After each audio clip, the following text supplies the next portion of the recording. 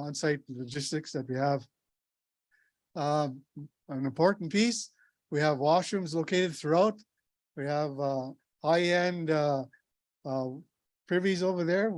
Those two are for the elders, and we have Porty Johnnies located throughout. So if you need to go to the washroom, they're there. We also have some in the community center as well, if people need a little bit more comfort, and let you know that the washrooms are located around the site here today. If you're one of the 500 people, I believe, registered, you get a meal ticket. Is that correct? Where's Steve? 500. So I think if you registered, you got a meal ticket. We have vendors as well, and you can just present your ticket to the vendors, and they will receive that voucher and give you your meal that you're going to want. If you're unable to share the food that we have here, of course, there are different restaurants in Sault Ste. Marie and east of us in Echo Bay. We always want to take care of our children. We have some young children with us here today, I believe. And if we do, just make sure that your children are not left unattended, that make sure that they're safe and that they're protected. So please take care of your children. Craft vendor and information booths, they're located across Shingwalk Street behind the mailboxes over there.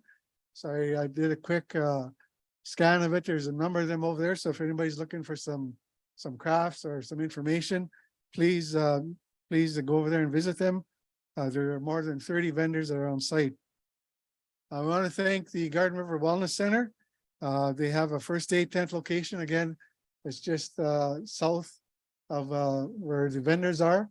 They have a tent set up over there. So if you need any type of help or service or anybody in stress, we have our first aid tent location here as well. Parking is always difficult, but we want to keep this space open as much as we can. Parking is for those who came late. It's across the street here at the ballpark, and parking location closer to the building is for our elders and those who need special accessibility. So if you wouldn't mind helping with us, that we would. Thank you very much. Yep. Somebody has gifted me with 4 items in the bag here, but they forgot them over there somewhere. And I have now in my possession 4 ribbon shirts, but I think they must have thought my name was Bob Nolan. But anyway, whoever left this bag with 4 ribbon shirts, if you want to come up and find me wearing them all, 4 of them all at once, no, can identify these shirts, please come on up. They're not lost yet. Naha, miigwech. We got you, Barb. And again, as I mentioned earlier, inside the community center, we have the 1836 Bonhead pipe, along with Shingwalk's pipe.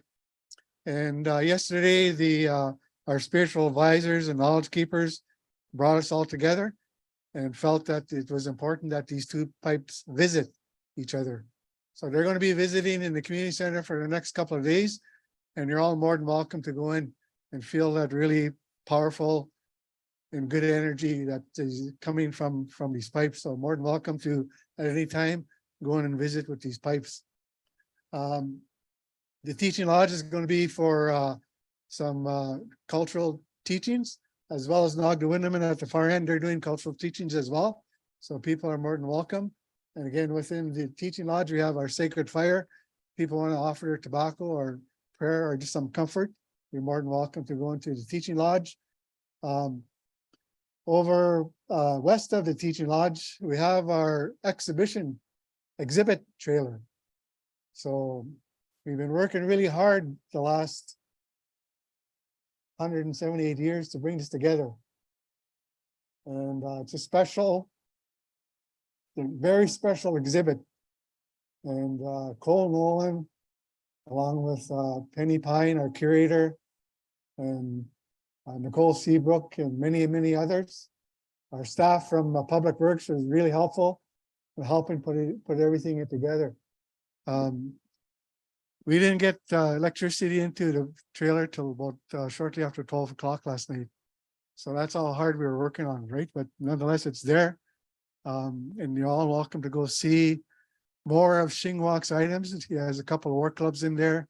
He has a tobacco pouch and some other surprises. So I really encourage you to go over there. It's we worked hard, like I said, and we have a whole history of pictures there that I think you'll all enjoy. And it's, hope it inspires all of you as well from your communities to tell your story as well.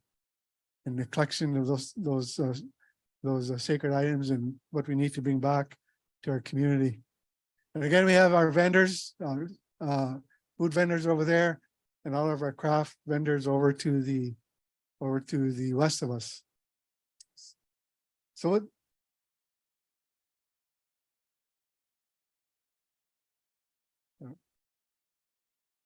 Yeah.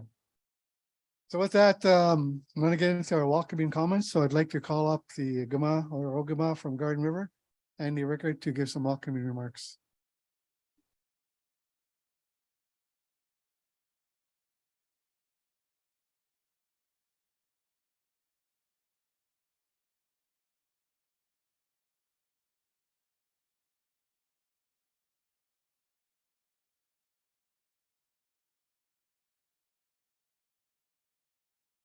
Ani bonjour. Nwabagijik Dijnikaz, Gitaganzi Bidonjaba, Namerodem, and Ashnabe, Minawamashke Gundao. Good morning, everybody. Chief Andy Rickard, Garner First Nation. And I guess to start off, I want to thank our capital crew. Chief McLeod made a good observation. He said that Canada usually flies jets over special ceremonies. We fly eagles through our ceremonies. And I'm glad our capital crews were over there to open up the cage for the eagles to fly over at this particular time. So miigwech to our crew. It's a very special day for our community. And not just because we're hosting the treaty gathering here today, but I think the most impactful thing is that we are in the presence of Chief Shingwak Konsa's pipe and his sacred items. And I think that's one of the things that, feels good about extra good for our people here, is that this pipe is now returned home. Maybe not permanently, but I know that we're taking steps to repatriate a lot of those things that have been held by museums, held by private collectors, held by various institutions. And I think that's so important. I spoke about that this morning in our sunrise ceremony, is that work needs to happen in our communities to repatriate and bring back those items that have always been a part of our people. I think in a time where residential schools, unmarked graves, burials, all that work is happening, our children are being returned home. And so with that, our sacred items need to be returned home as well. And I know that Daryl spoke of Cole Nolan and Nicole Seabrook and Penny Pine and some of our other community members that are doing that important work of, again, bringing light and attention to repatriating some of those items back to our community. I can share with you as well is that it was a very powerful moment back in May, just before we launched our Penny Father Treaty claim, not claim, but legal case against Canada and Ontario, that we took a couple of days prior to doing that.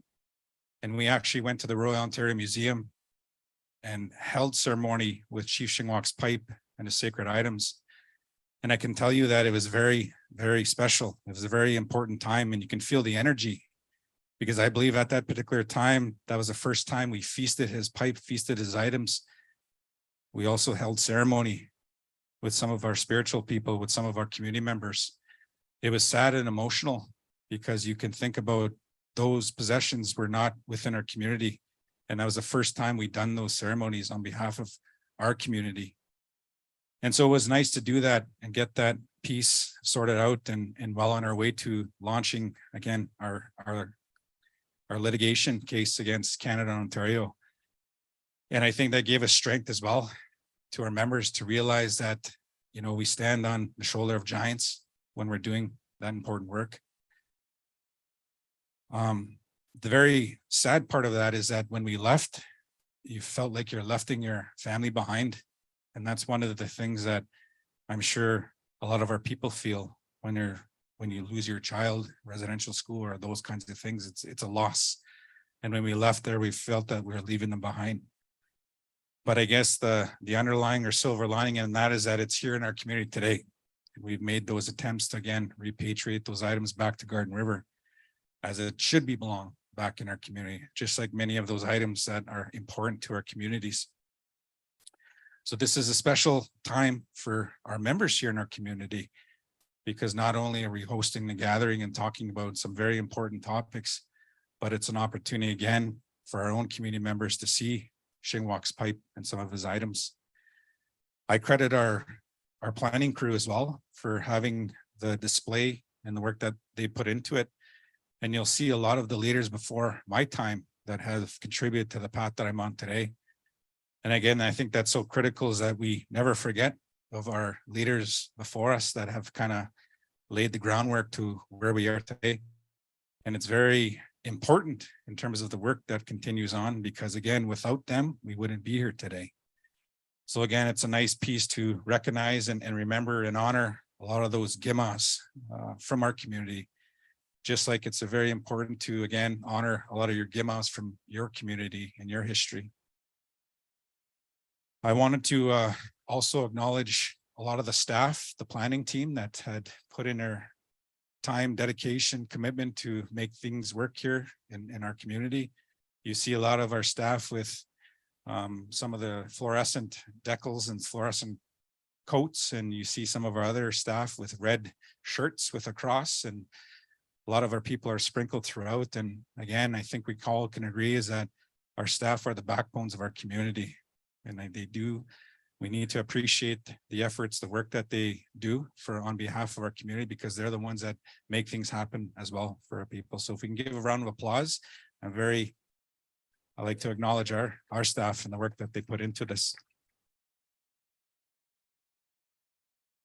So moving forward, I think I just want to say that it's a complete honor to welcome and host a lot of familiar faces, a lot of friends, a lot of elders, a lot of youth, a lot of leaders, a lot of all kinds of people from all across Turtle Island. And I do appreciate the opportunity to stand before you today to welcome you, because it's an honor and a privilege to be in this position as Gima.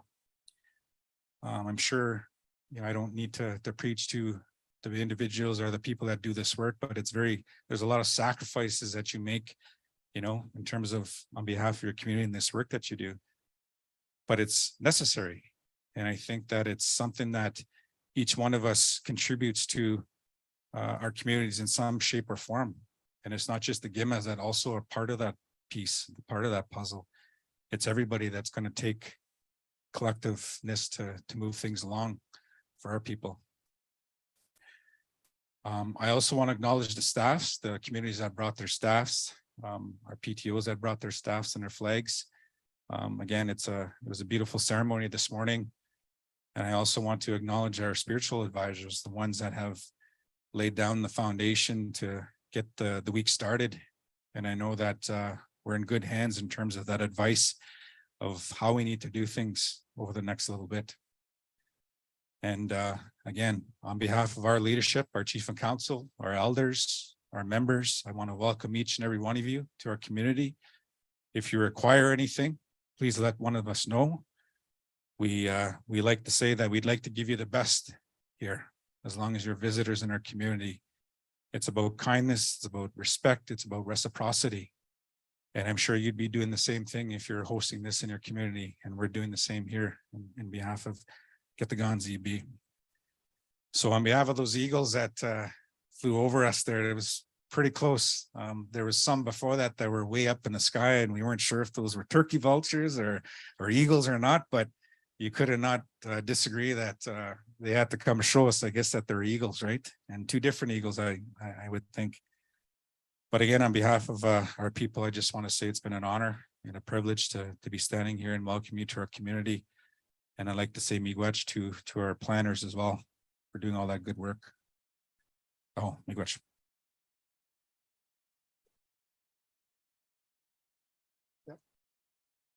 We got Chief Rickard. Thank you very much for welcoming everyone to our community here today. Our next representative, I'd like to call upon Chief Earl Commanda, a representative from the political working group for the Robson Huron. Chief Commanda.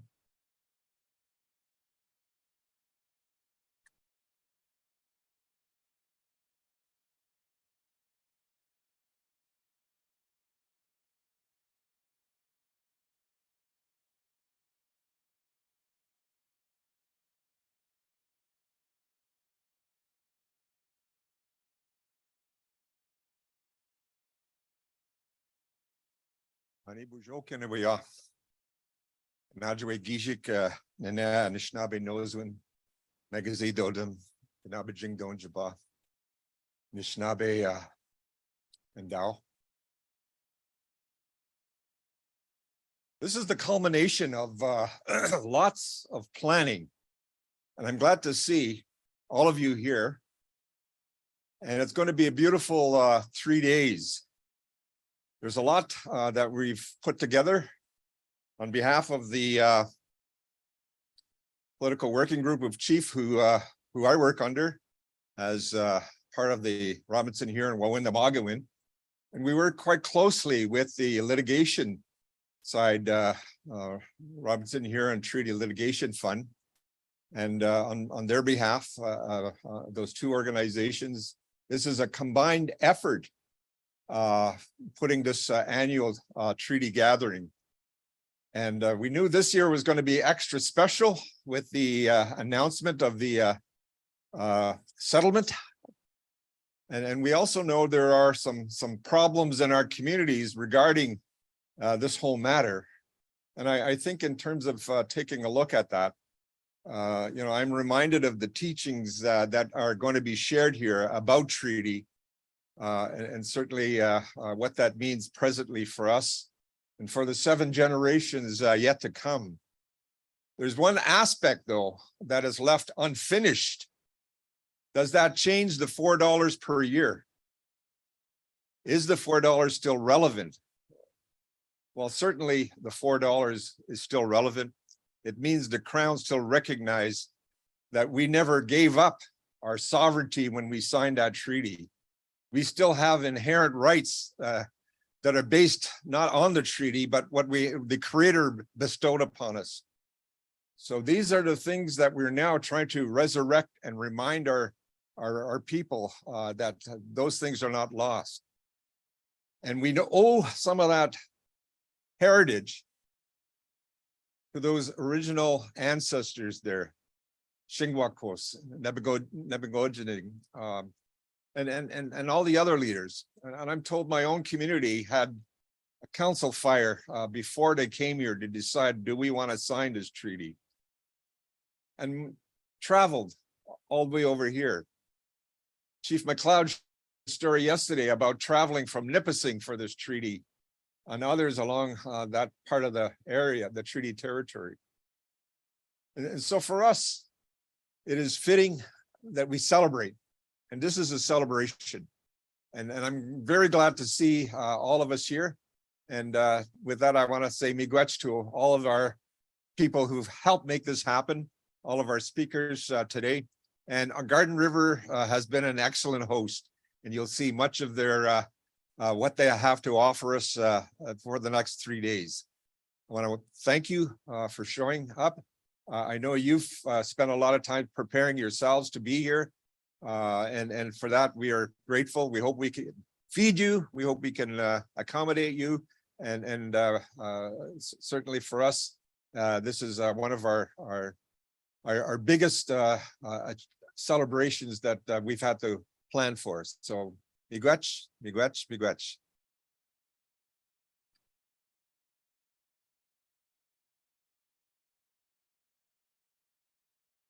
We got Chief Commanda and the representative from the political working group. I'd now like to call upon the claim that this is made after. Mike Ristool, representative from the LMC. and the Robinson Huron Litigation Fund. Mike?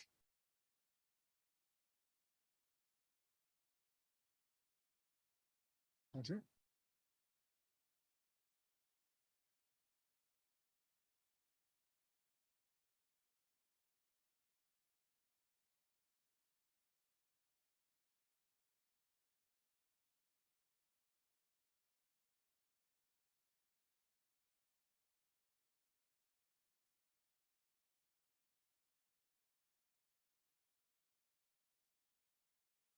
Chief?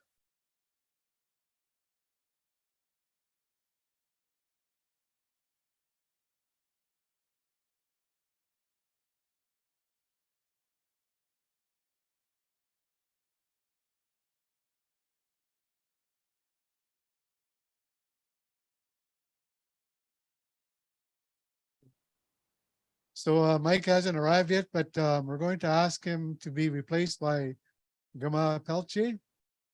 Duke, if you wanted to come up and say a few words on behalf of the litigation team and the whole process.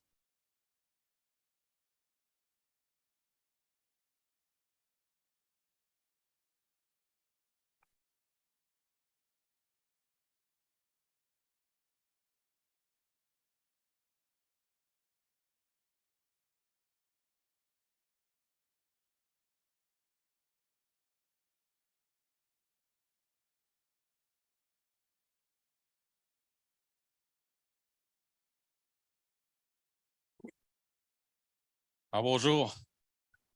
Nigan was gan abet gening de kas kondo dem. We kwam kong bin jaba. And okay, on the Robinson Huron Treaty Litigation Fund benat am walk. And okay, ganap skoge aber and Nigan zit a jashk hejna kazet. Bama okay bedagoshin. So good morning, everyone. I'm Duke Pelche. I'm a trustee from Wequam Kong and also a member of the Litigation Management Committee that supports the work in the annuities litigation. And I'm here on behalf of our chairperson, Mike Restool, and we wish to provide you with thanks. I have to say Chimigwech for being here, for learning about not only the treaty, but also to learn from a number of the presenters that are speaking here and sharing the stage with many great knowledge keepers. And it's important for all of us to not only listen, but take the opportunity to take what you learned and take it back home to your communities. Because there's we don't want to get into a situation where there's only a limited amount of people that know about treaty. We need a lot more of our young people taking an active interest in what their treaty rights are, what it is like to be in a Anishinaabe. So it was such a great feeling, not only participating in the sunrise ceremony this morning, but also getting to witness the leadership here, along with their community eagle staffs, their flags, and getting validation from creation and having our visitors come join us. I think that was very special and pretty significant by emphasizing the point that we're here and we're in the right place at the right time. So I want to say thank you on behalf of the trust to the community of Gitagan ZB for hosting this gathering, and as well as all of their staff and the planning committee for being able to pull off this event for our participation. So looking forward to all the discussions, all the visiting, and the food and the great water. Daryl's providing us with great water. So Chimigwech Kinawea, Amapi Mina.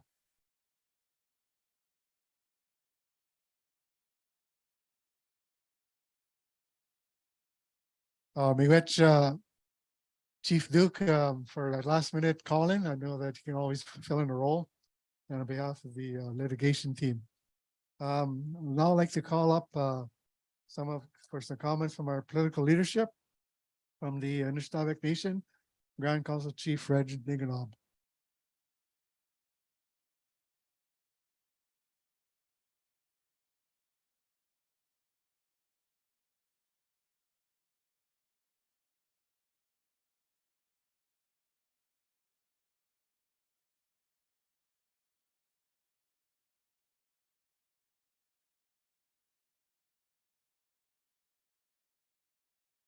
Ani Boju, Kwingate Anishinaabe, Mesrawaging Donjaba, Namedotum, Grand Council Chief, Red Tinkanabe, Anishinaabe Nation. I hadn't come up expecting to say anything at all. This morning when I got here, I thought I was gonna be late. But good thing we started right on time, as we always do. I could have had time for more breakfast had I known that, but thank you for the good start to the day. Hope everybody enjoys their day today. I know it's a little bit chilly right now. I hear it's a little bit warmer in the tent, so I don't know if we can find a spot in the tent over there later. I hope everybody has an excellent day, and I know you're not here to hear me, you're here to hear the speakers. So I'll just leave it at that for now, and I'll see you tomorrow afternoon. Miigwech.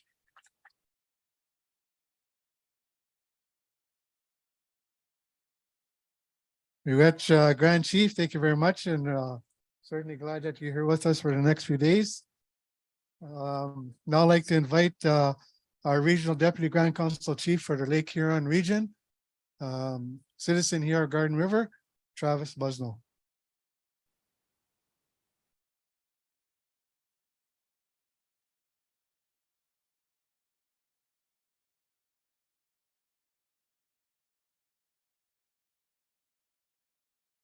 Good morning. Miskonemki and Dashkas, Hojak to them, Katagansi, Tunjuba, Ojibwe Nishnaway, Mishki going down.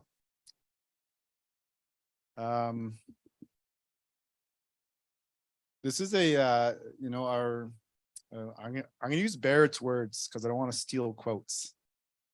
But our treaties never look so beautiful. This is a very exciting time for all of us. And it was very wholesome to start the day at the sunrise ceremony, where a lot of words were shared about, the efforts of your leadership. And I think what's more important is the support by your members. This is all of this work, not just with the annuities. It's complicated and challenging, and I admire all of our leadership, for the courage to take all these steps. When we talk about treaties and when we talk about the work we need to do for our communities, there's so much more we need to do with the same conviction. And I look forward to working with the Lake Huron Chiefs for as long as you let me. Just in terms of helping find ways to show that same strength and same unity. This morning it's about for me. I found, or I've been using a phrase lately called I'm filling up my cup. And by the words at the sunrise ceremony, and hearing our leadership, and hearing Gima Pelche, that was his second time getting called out for the day, both times being very surprised. And I think it's the yellow jacket, but these all these words, these stories bumping into family, bumping into friends. But I had a good conversation, and I think with the weather, it being this cold, for me, that smell, it gets me going in terms of it's time to go chase some moose around, right? Maybe hit one in a hump and watch it run away or something of the like. But I was talking to my friend Leah Busnell there about the work that they're going to be doing at Nog in terms of getting youth out to hunt. And those conversations for me, whether you attribute it to politics or not, or leadership, those are the conversations that inspire you, right? Those are the conversations that remind you of your treaty. Those are the conversations that remind you of who we are as people. So when we're talking about bringing youth out to hunt and showing them, how to, or just how to understand a moose, how to understand fish, those aren't easy tasks, and those are long roads. And I admire the work of the organization and the work of many of us, who I don't think I started to hunt until I was about 24, and there was a lot of learning curves along the way, and I'm going to continue to learn them. But I think about those things when I think about our treaty. I think about those things when I think about who we are. I don't just think about the annuities. I admire the work, and there's a lot of courage involved. And I support you. I support all the leadership in terms of the road, the tough road ahead. But over the next day, in terms of filling up your cup, it's going to be, I think we're almost done day one now, but to take the time to learn and share. I don't think I'm here to teach. I'm just here to, learn from many of you. So go ahead and fill up your cup and have a lot of fun conversations and make some new friends. Big much.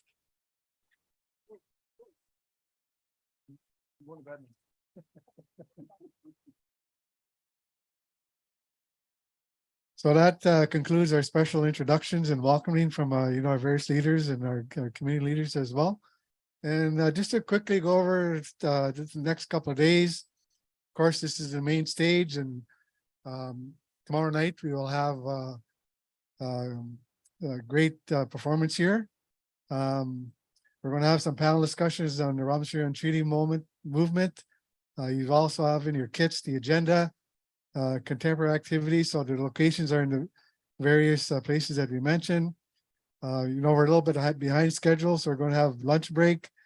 And then we're going to continue on with panel discussions, the spirit, intent, and ceremony of Anishinaabe Perspective Annuity Case by Leroy Bennett, the Role of Youth by Quinn Miwasage, Our Sacred Bundles by Melanie Goodchild, Wampum Belts by Ken Miracle, and Learn to Paint with Ojibwe florals.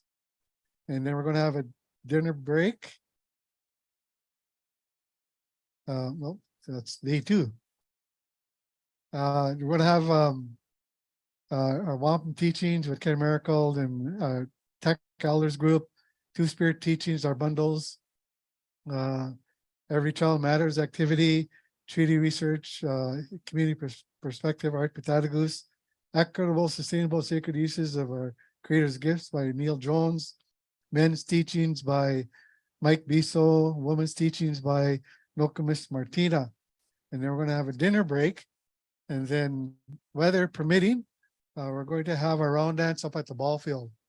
If weather does not cooperate, we're just going to simply move it over to the recreation center where we'll have it. So either location, and if the weather holds out, that's where I'll have it. So I already went over day 2.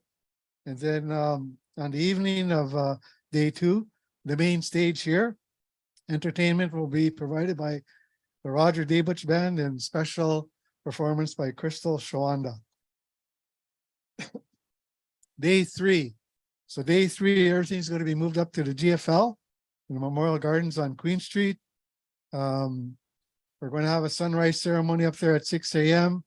Everyone is welcome to join us. Leroy and Martina is going to lead that. We're going to have our grand entry protocol.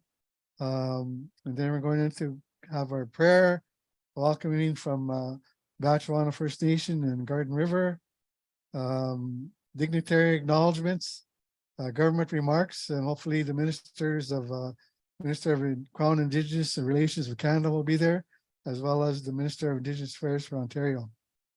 And there will be a ceremony for treaty renewal ceremony, and we'll have our honor song, a media event, and followed by a feast. So that's a recap of the next few days. And we want to move right into our next speaker. And so my name is Daryl Busnell from Garden River here. I want to thank planners and organizers to inviting me to be one of the MCs over the next couple of days. It's a great honor, and I'm really glad to help out. Joining with me on stage is a really dear friend, Barb Nolan from Garden River. She's a causer of a language understanding. Barb Nolan is grateful to have survived the attempts of Canada's Indian residential school system to take her Anishinaabe language from her. As a vibrant first speaker of Anishinaabe, Barb has spent several decades working with a variety of organizations to revitalize and reclaim the Ojibwe Odawa language. Most of her passionate method is through storytelling. She also delivers presentations on community wellness that addresses the impacts of Indian residential school systems, including healing and laughter workshops. Barb is a proud Anishinaabe Kwe, formerly from Mukamakong Indian Reserve, who now resides in Garden River for over 50 years. So she belongs with us. So I want to welcome and really thank Barb for coming out and helping support. And she's our co-MC, and she's going to lead us into the next session.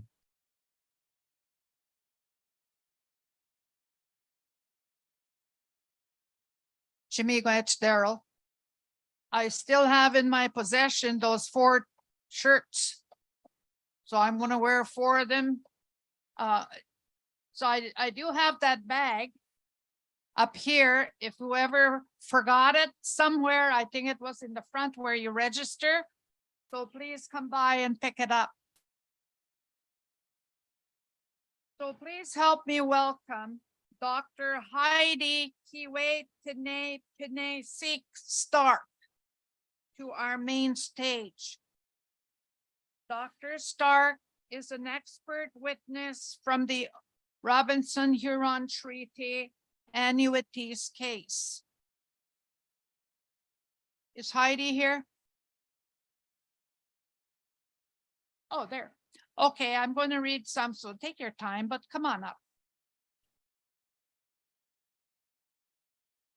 Heidi Kiwe-Tene-Pene-Sik Stark is an assistant professor in political science at the University of Victoria.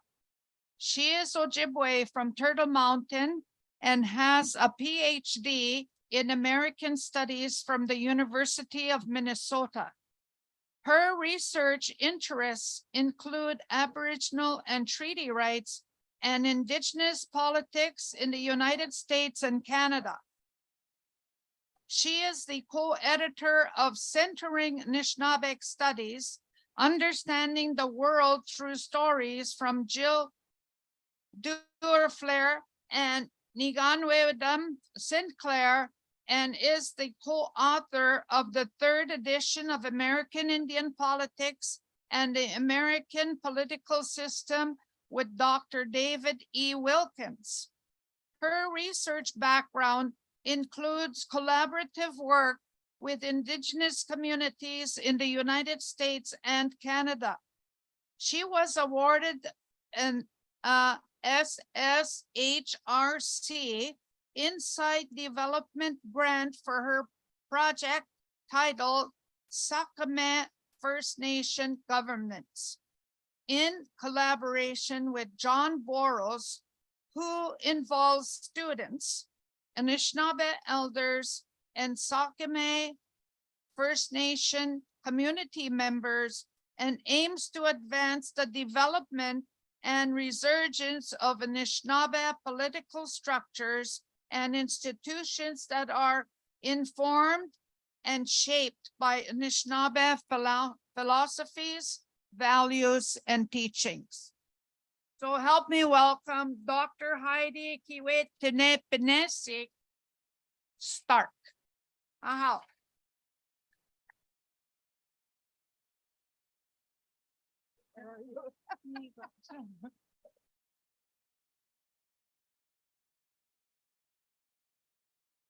Bonjour and Denwe Maganadog, Kiwe-Tene-Pene-Sik Indigo, Bonjour and Dodim, Miknakwa Juing Nindunjaba, Niminwenda Momaya, Nongum, Bungi at the Gonin Ita Nishnabim, Madwe Andagasin Ishinakaza down and Gozes. And so I just want to first start by saying Chimigwich to share who I put on babysitting duty like 10 minutes ago. So I was like, hey, can you keep my son happy? But I'm really, really happy to be here with all of you. I'm Heidi or Kiwaten.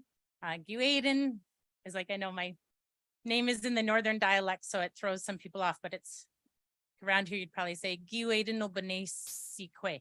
Right, so North Thunderbird woman, and I'm Lynx Clan. And I'm actually, that was a really old bio. I probably sent the wrong one. I'm actually an assistant or associate professor in the Indigenous Governance program at the University of Victoria. But I just want to start today by really expressing my gratitude for the invitation to be here with all of you. It just made my heart so happy. First to like drive into Garden River and see the big sign that this is Indian land. I was like, yes, this is gonna be great. And then I got like $6 cigarettes or something. I was like, this is gonna be even better. So really, really, really happy to be here. Almost took my kid into the cannabis shop because they're like everywhere. So I was like, this is the place to come and talk about sovereignty. So again, I'm just really, really happy to be here. So hopefully you will find some use in the things I say today. I just wanted to talk a bit about, what it is that we mean when we say we're sovereign nations, what it means to be on Indian land, and what it means to be Anishinaabe. When I was actually in college, it was when the Mille Lacs Band of Ojibways in Minnesota were taking their treaty rights to the Supreme Court. And so that really shaped me and my own learning and thinking, because at that time, what I found so profound and is something I really experienced here with all of you as well, was the ways in which our people were turning to our own traditions, our own laws, our own governance as the means to protect our treaty relationships while also engaging the courts. And so, when I was 18 years old, I was watching people talk about having the best expert witnesses while also bringing out the pipes and the staffs.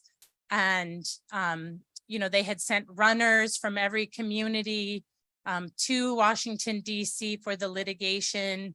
And so I was really moved when I was asked to come and speak to the court around the Robinson-Huron Treaty to also see the sacred fire and the work of all the elders and community members speaking to our understandings of treaty.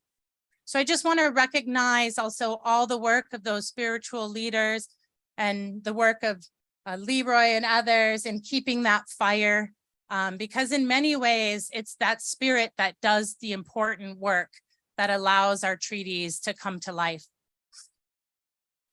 So when I was in school, we were all really obsessed by talking about sovereignty.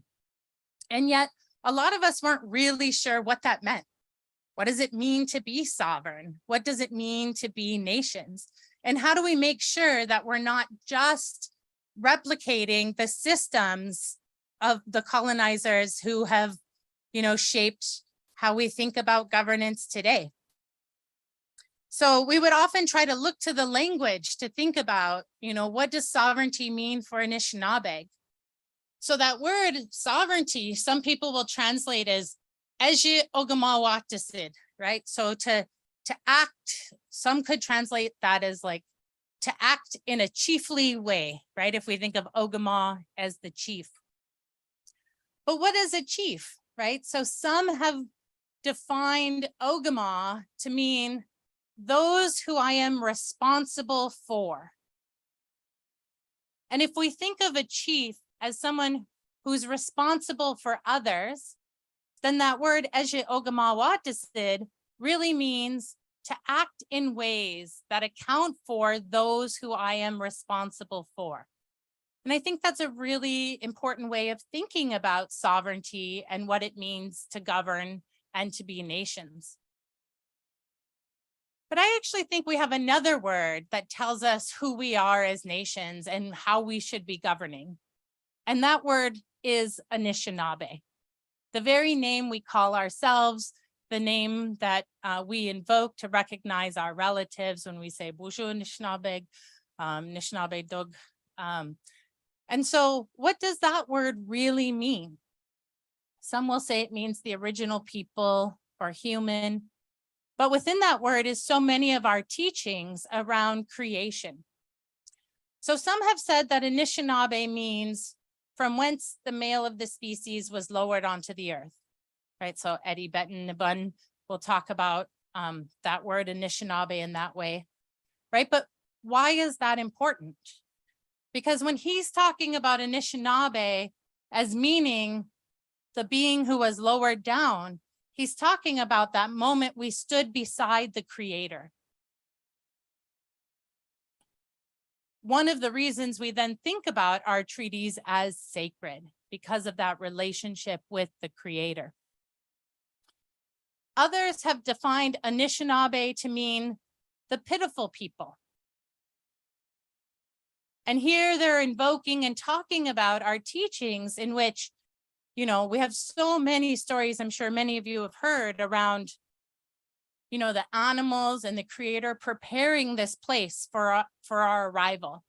And the Creator asking those animals how they'll make space for us. And the animals engaging in counsel and offering up gifts that they'll give to us. So when we say Anishinaabe, we recognize that we're pitiful because we cannot survive without those relationships we have with creation, that those beings take care of us. Some also say that we think of ourselves as pitiful because we're the only part of creation who doesn't know our purpose in life, that we have to go out and seek our dream, Ando Boach again, right? That we have to go seek our purpose and seek our vision. So unlike those other beings in creation, we don't yet know what our purpose is when we're born. And so when we say Anishinaabe, we're constantly reminding ourselves that we're in relationship with those other animals, with creation, with the Creator. And another way we think of that word Anishinaabe, some will say that that word really comes from Nish, Abe, like the second people, and is in a reference to, you know, the time after we flooded the earth, after we were no longer living in balance, no longer carrying out our relationships with other parts of creation, that we had flooded the world. And so when we call ourselves Anishinaabe, we're reminding ourselves of the importance of keeping those relationships in balance and caring for those relationships. But it's when we flooded the earth, you know, many of you heard the story of Nanabuju floating in the water on the log, calling those animals to build the earth anew. And in that process, it was those animals who stood up for Anishinaabe and said, I will teach you how to live in this place, right? Our clan governance then is an expression of those teachings from those animals about how we can live in this place, how we can govern ourselves. And I thought about that a lot because, you know, throughout, I ended up looking at like 52 different treaties that Anishinaabe had entered into with the United States and Canada, and as many of the journals and corresponding documents as I could find. And it was not surprising, but it really stood with me, the ways in which how we talked about treaty was the same over 150 years from North Dakota all the way to out here, both sides of the border, whether we were negotiating with the US or with Canada, we continually talked about this relationship in the same way. And we often talked about bringing the Creator into this relationship, that the Creator could hear the agreements that we were making as we were engaged in negotiations. And I had wondered, like this came up again and again and again. And we, of course, talk about our treaties as sacred. We know that the pipes were there, the sacred fires were lit. But what were our chiefs trying to say when they kept saying that the Creator saw what was happening here today? Why were they continually reminding the treaty negotiators that the Creator was present? And I thought about that for a long time and thought on that word Anishinaabe and realized, my thoughts on this is that for Anishinaabe, we cannot engage in any kind of agreement that doesn't bring in the Creator, that doesn't bring in our relationships with creation, because we were the people who came to this place last, right? We talk about being the last to be placed here. And, sometimes we talk about that in a way that, says that we recognize that we're pitiful, that, we don't know anything. And I think when we say that, we're really acknowledging that those who came before us govern us, that they have political rights, that they have sovereignty, that we have to be in good relationships with, right? And this is why so many of our own laws and practices are about maintaining those good relationships.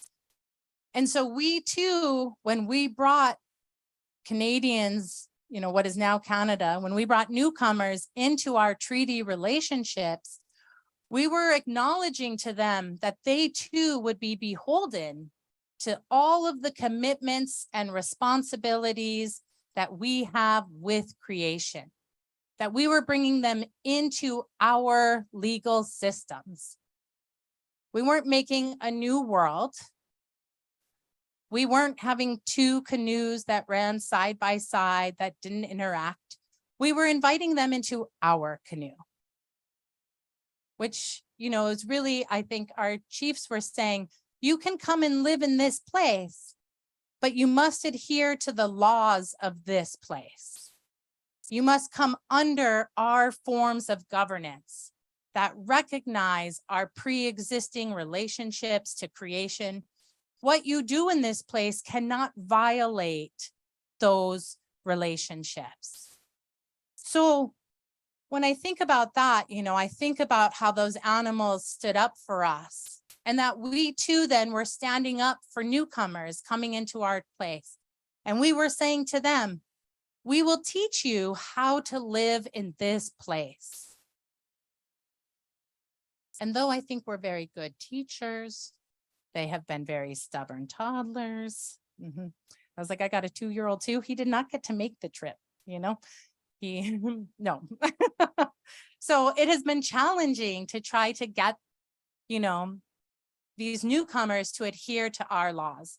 So I want to just think through a bit, like, what does it mean then for us to live our treaty governance every day? What are some of the ways we already do this? And then what might be some of the ways we can try to bring Canada in? So I used to do a little bit of work with the Great Lakes Indian Fish and Wildlife Commission, which is in Wisconsin. And a number of the nations there have been working really hard to bring Anishinaabe law into everything they do. And, we all have struggled with the impacts of residential schools and with the impacts that colonization has had on how we govern. And so they've recognized that they've had to really modify and change some of the ways that we would transmit our own laws. So historically, we would be able to share lots of stories and have storytelling happen on a regular basis that would enable us to put those values, imbue those values into our young ones early on. And that's been, something that can be challenging with our school systems and the way in which society functions today. And so one of the things that they've really tried to do out there is to make sure that, when, for example, they want to carry out hunting laws, They have, their young people have to go through certification to be able to carry a gun, and they have to get permits from the band to hunt. But as part of that process, they then also tell those stories to anyone who's getting a permit for hunting, so that they learn the value of our relationships with creation. So one of those stories is around how the deer has given its life for us, that we must always ask, the deer for their permission to give their life. In the same way that today we've heard from so many people, the chiefs who opened up this event, acknowledging the territories, whose territories we're on, and those who are in relationship with this territory. Our stories also remind us that we're also in the deer's territory, and that we cannot take their life without asking their permission first, without offering tobacco. And so one of the things the community has done there to put those values and Anishinaabe law into practice is they recognize that our stories talk about how we can't waste the body of the deer, that we must always honor the deer's life. And so one of those stories I'll share with you here. So there was this time when Anishinaabe were getting a bit lazy.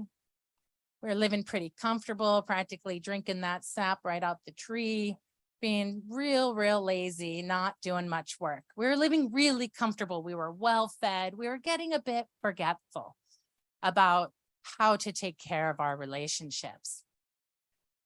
Pretty soon, that warm summer started to shift to fall. We were getting a little bit colder, starting to get a little bit hungrier. We started to look around and realize we hadn't seen many of our deer relatives, our moose, our caribou. Thought, have you seen them around?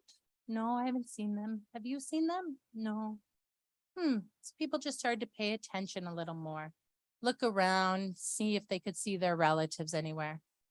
But as fall turned to winter, people started to get a little bit hungrier, started to get a little hangry, started to get a little crabby with one another. Then they started to get a little snappy. People started fighting with one another.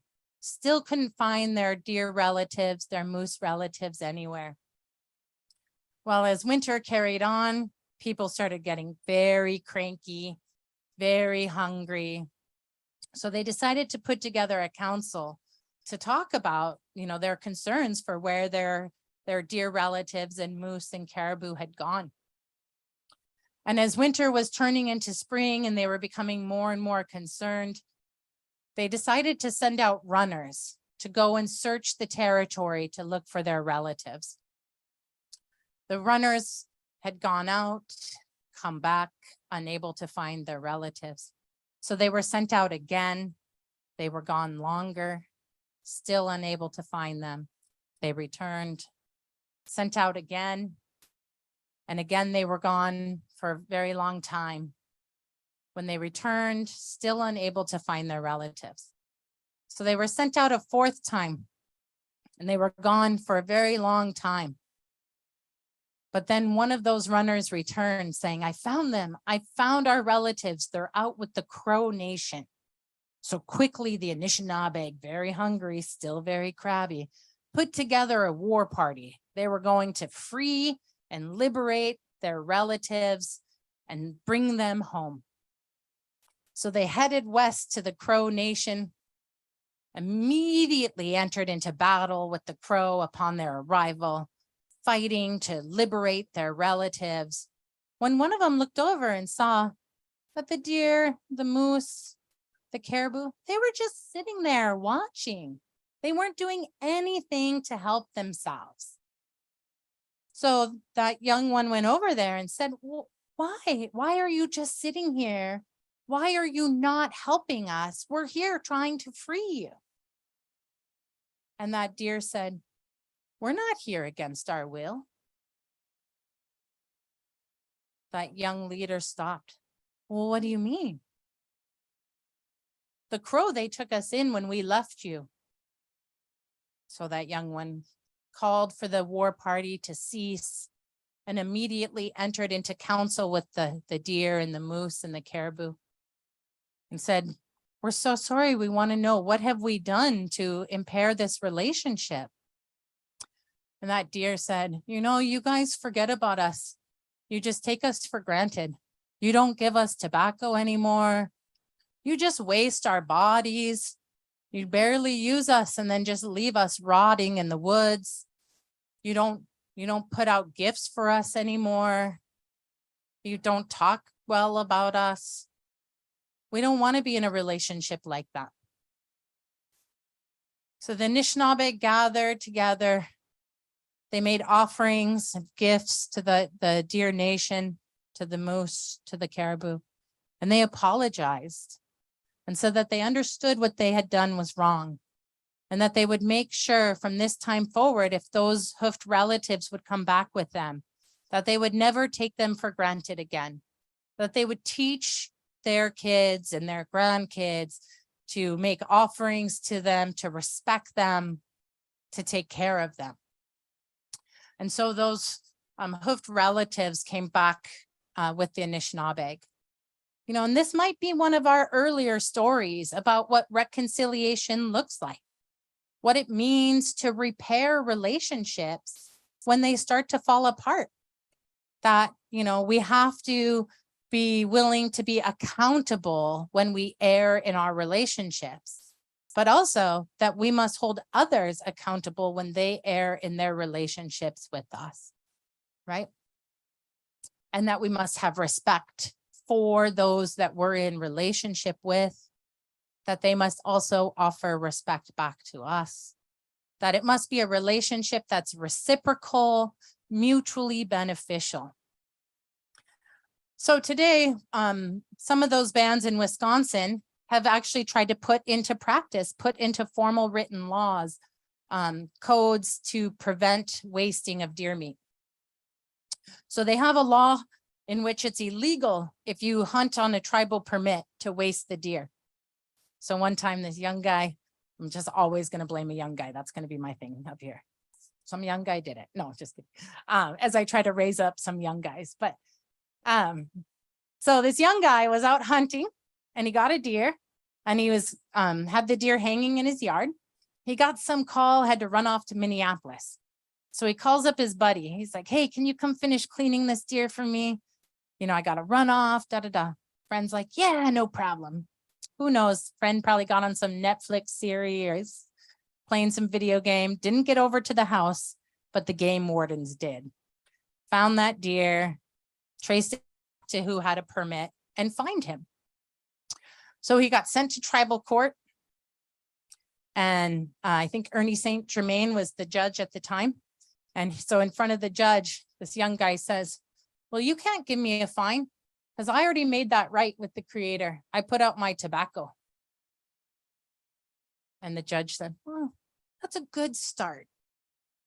But, you know, there's going to be a little more work you're going to need to do. But I'll vacate your charges. I'll get rid of your fine. But then I want you to go see these elders and they're going to help you make right what's gone down here with this relationship with the deer. So that young guy left court that day, just dismissed it. Years went by and he went back to that judge and said, okay, I haven't been able to get a deer like hunting since that happened. So who do I need to talk to? So then he was ready to make that right. But that's just one of the ways that we can look to our stories, to our protocols, to our practices, and think about how do we then bring that into how we govern today? How do we encourage others to live in accordance with those laws and teachings that were given to us so that we could live in this place in a good way? You know, there was another story they had out of there where one of the elders ended up shooting a decoy deer. And he too wanted to really challenge, well, you know, that guy said, you know, I think you're actually violating Anishinaabe law because you're mocking the deer with that decoy, you know? So that really brought up an interesting conversation for people to think about, how do we interpret our laws? How do we draw out our laws? His wife kind of didn't help his case because she was like, you should have known that was a decoy. What's wrong with you? You can't tell a deer from a decoy. But you know, that's deliberation. That's how we can think together as a community about what do our teachings tell us about our laws? What do they mean for how we govern today? You know, and so creating those spaces where we can come together and talk as a community, these kinds of spaces where we can say, well, what does our treaty mean? If we brought these guys into our system of governance, does that mean they should be under our jurisdiction? Where, just here on the reserve, or everywhere that is our territory? You know, what does it look like for us to govern with these newcomers? Because it's only when we as a collective think about these things together and have a shared vision for what treaty means for us, that we can push back against those newcomers' interpretations of treaty that fail to account for the ways in which we brought them into our legal traditions, into our legal practices. So that we can say, hey, that thing you're doing over there, if that affects our relationship with water, that's a violation of our law. You can't do that. That's a treaty violation, right? And it's not just about them, you know, needing to recognize the treaty through those $4, right? It's about needing to push the state to say, everything you do must adhere to our legal traditions. You cannot engage in activities that violate our laws. And of course, that's really, really hard, right?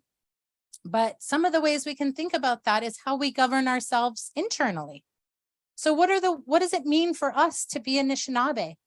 What kind of nations do we want to be? How do we want to treat our relatives, our family, our kin, you know? And here I often think of this story about this little bird who hopped along feeling very cold, knowing winter was upon him.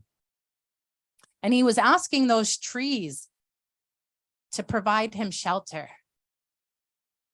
And a number of those trees turned that little bird away and said, I can't help you. And they had valid reasons. Some of them said, I can't help you. I'm trying to take care of myself. I'm not strong enough to be able to also give something to you. And some of them said, you know, I can't help you because I'm over helping this one. But some of them were just worried. Well, if I help you, then I'm going to help all the birds. Then I'm going to have all these birds under my leaves. And how will I stay warm through winter? But that spruce, it stood up and let the bird take shelter under its leaves. It was also the white pine that stood up and said, here, you can come under my leaves and take protection in this place. And the cedar that also offered shelter and protection to that little bird. And so the creator saw what those trees had done, how they had provided that shelter for their relative. And so the creator gifted those trees the ability to keep their leaves year round. So we know that some trees lose their leaves when it comes time for winter. And we can look to those trees and perhaps learn that it's important that we all set, you know, our own boundaries and understand what we are capable of giving. But we can also look to the spruce and the cedar to know that we, you know, need to also take care of our relatives, to provide for them, to care for them, to be there for them in their time of need, right? So how can that shape how we govern when it comes to housing? You know, how do we ensure that our relatives aren't out on the streets without a place to live? But if that's our law, that we have a responsibility, a human right to provide shelter for our family, for our relatives, then might it not mean that the treaty requires the state to ensure we're able to do that?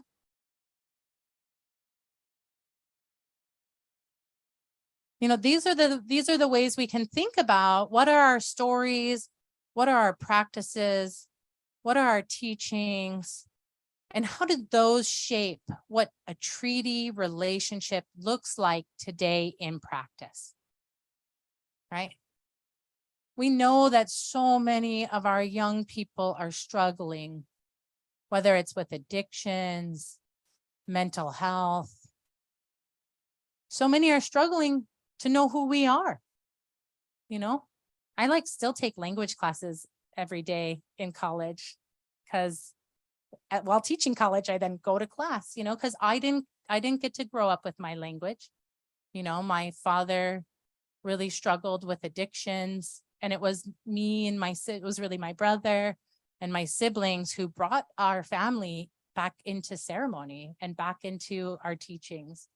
And those were things that we were able to do because other Anishinaabe took pity on us and they helped us, knowing that our family had been so impacted and had lost many of those things, you know, and that brought healing to my family, you know, and so that when then my own kids got sick, I knew who I could turn to, you know, so our families, you know, we all have these different struggles, and yet our treaties were meant to protect us, to ensure that for many generations forward, we would be safe, that we would be able to govern as we always have, that we would be able to be together. And so, you know, this also raises all these questions about what does reconciliation look like with people who are in a treaty relationship with us? When our elders stood up and said, we want to ensure that this thing we're doing today will protect our women, will protect our children, our great-grandchildren, and many generations to come. They had that vision for us because they loved us, just as we love our relatives. You know, they were really difficult times, just as we find ourselves in really difficult times. You know, when we were negotiating treaties, the world was rapidly changing. But we are a people who have always experienced rapid change. I mean, Anabushu flooded the earth. We were like, oh man, now we got to do it again. You know, so like all of our stories are about the ways in which we have had to face these kinds of challenges and the ways in which we stand up to them by drawing on our teachings, on who we are as Anishinaabe, to be able to put forward a vision for who we want to be.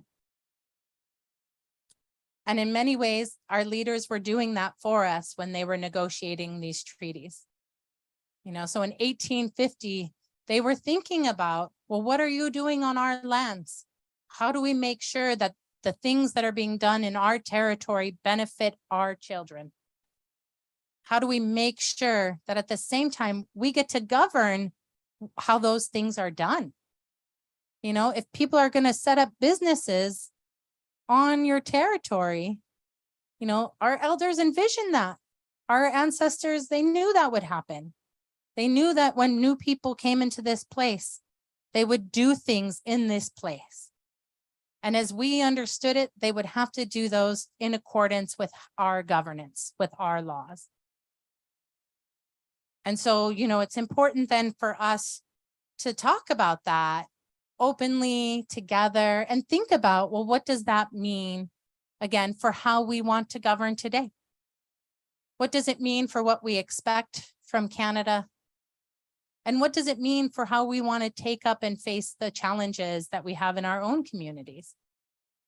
You know, might we be able to look to our stories as a way to think about how to address so many of those challenges, but also as a way to inspire and bring hope and joy, you know, like how do we ensure that our schools are teaching our young people these stories?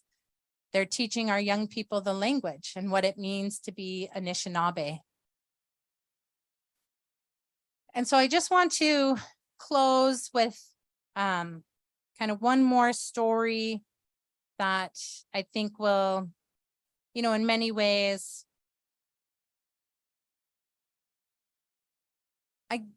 think like, can tell us what it means to be in a treaty, what it means to live in treaty. So this is a story about a young girl coming of age who goes out fasting. She's just come into womanhood, so she's gone out fasting, marked with charcoal. When this guy comes up to her, approaches her, and they start to chat, converse, and he asks her to marry him. So they end up getting married, and she goes to live with him, and they have a really good life. They have a few children together, and they live a really comfortable life, a really happy life together. And she knows that they have many things, that her husband will bring home many things, that he often goes off to visit with the Anishinaabe, but he always returns with many things and talks about how much he loves the Anishinaabe. And then her children go off and visit the Anishinaabe, and they too come back with many gifts and talk about how they love the Anishinaabe. And so she always stays home when they go off to visit. And one day she's tidying up and cleaning house, and she looks around and she realizes that she's in a beaver lodge. So what am I doing in a beaver lodge? Gonna bring this up with my husband when he gets home. And so upon his return, she's like, hey, what's going on, man? I'm in a beaver lodge. What's happening here? He's like, yeah, I was gonna tell you. I'm a beaver. You married a beaver. She's thinking, what is happening? And he's like, you know, we really love the Anishinaabe, but, you know, I'm getting older and it's probably time for you to go back to your people. But I wanted to bring you here and be in relationship with you and make a family with you so that you could tell your relatives how much we love them and how much we cherish our relationship with them. And so he said, when you go home, tell them that we always will be there for the Anishinaabe. Anytime they speak kindly about us, anytime they respect us and give us gifts, we will be there for them. So she went back to her community and shared this story. You know, and some might say, oh, did she really go and live with the beaver? Again, she was out fasting. Perhaps this story came to our communities because it was the vision she had while out fasting.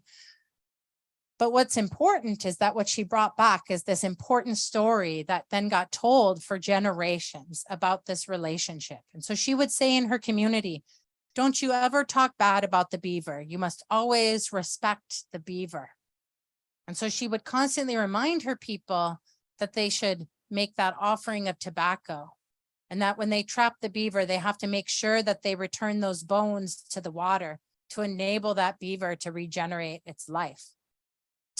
And that they must always, always speak kindly and lovingly of their relative. And so in many ways, this is a story that at its core is about what it means to be in treaty for Anishinaabe. Right, that will have respect for those who we enter into treaty relationships with, that will make sure that they're mutually beneficial and reciprocal relationships, and that our treaties are always, always living relationships, that they're dependent on an ongoing relationship, that they're not fixed agreements that happened in one moment, right?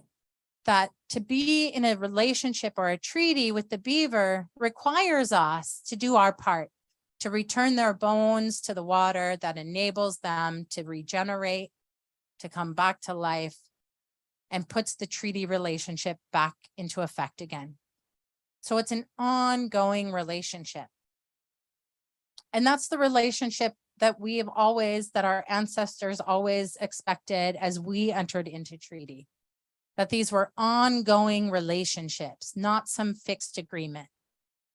That we would be continually engaging with one another, bringing folks into our systems, our ways of being, our laws, and teaching them how to live in this place. And in many ways, we hold all of that knowledge and all of those ways for how we can govern with these newcomers within our language and our stories and our teachings. And so it's so important and critical that we continue to have those discussions together, that we pass on that knowledge, and that we talk about and debate what that knowledge means for how we can address all kinds of changing conditions in our communities. And so I just want to leave you with those thoughts. I can open it up if you want, but I just want to thank you all so much for all the work you all do every day to ensure that your community is cohesive, that your young people know who they are, that you come together and talk with one another and debate what it means to be Anishinaabe. So, miigwech.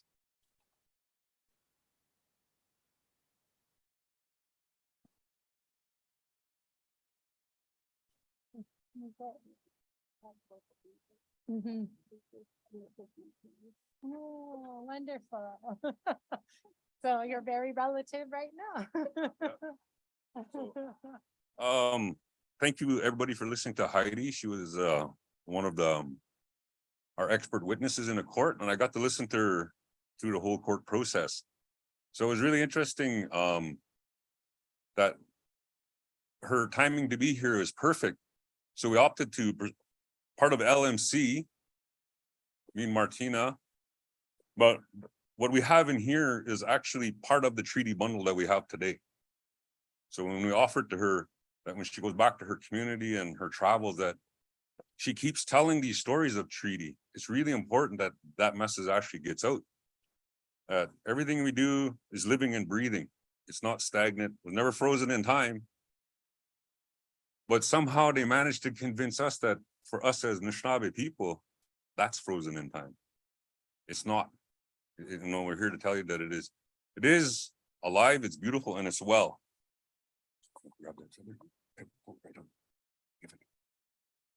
So this is one of the,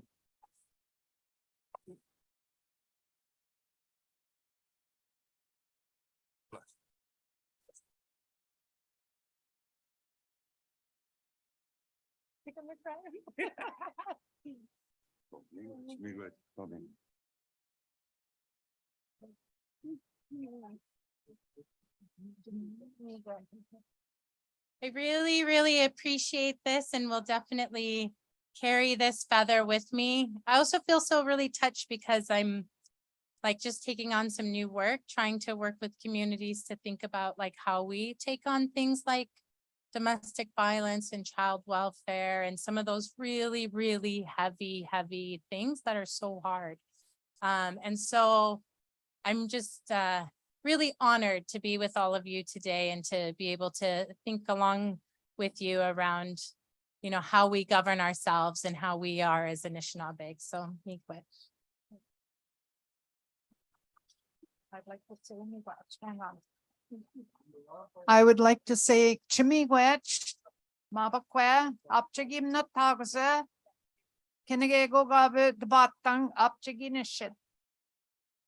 Mandashkini bejek gamina, shkemat, minadashbangi, gegushe egaching temgat. That's it. Now, miigwech. Now. Now. Very, very inspiring.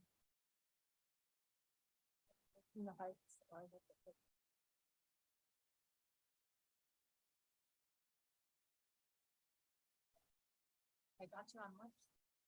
All right, thank you very much, Heidi, for joining us here in Garden River and sharing your story. She'll be around for the rest of the day. So if you want to meet with her and talk to her further, she's more than happy to do that. So we're at a part of the agenda right now is that we're going to break for lunch. Again, the vendors are here. If you received your little voucher there, you can cash it in. After lunch, 1 o'clock-ish, we're going to reconvene and people can go to their breakout groups. That's Saturday. Yes. So if we have the various. Thursday. Thank you, Barb. So we have our wampum teachings that are going to start after lunch break. Ken Miracle will be doing it here. The work of traditional ecological knowledge tech elders group is in the community center. Two Spirit Teachings picking up our bundles is in the teaching lodge, as well as women's teachings and men's teachings. Treaty history from a community perspective is here at 3 o'clock, and every Child Matters Orange Shirt Day activity continues on throughout the day.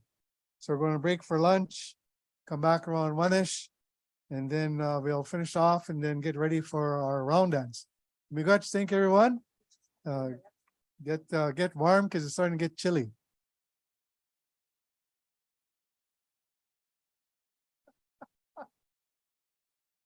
What is that, Frank?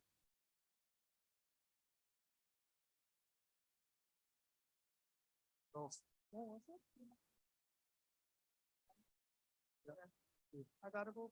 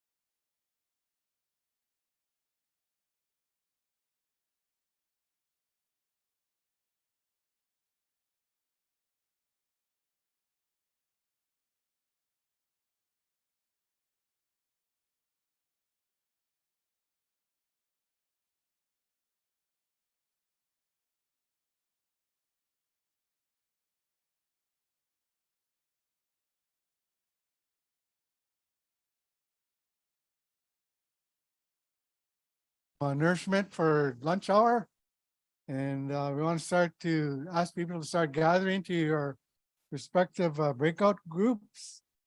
I understand that the uh, traditional ecological knowledge elders group has already started in the log building, looking for Ken Miracle. Ken Miracle is going to be giving the Wampum teachings here on the main stage.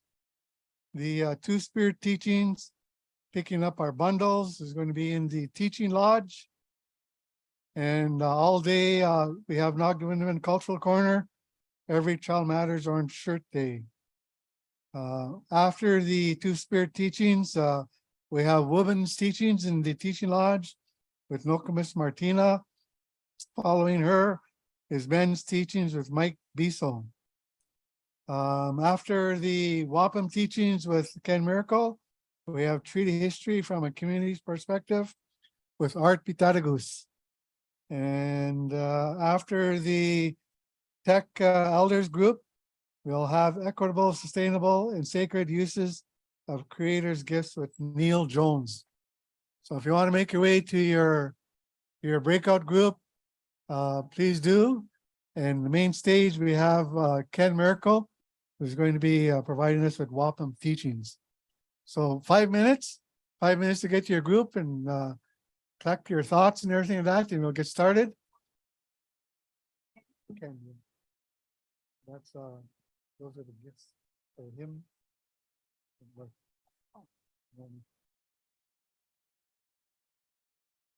So 4 minutes and 50 seconds now. So you got some time to get to your breakout groups and we'll start our afternoon sessions.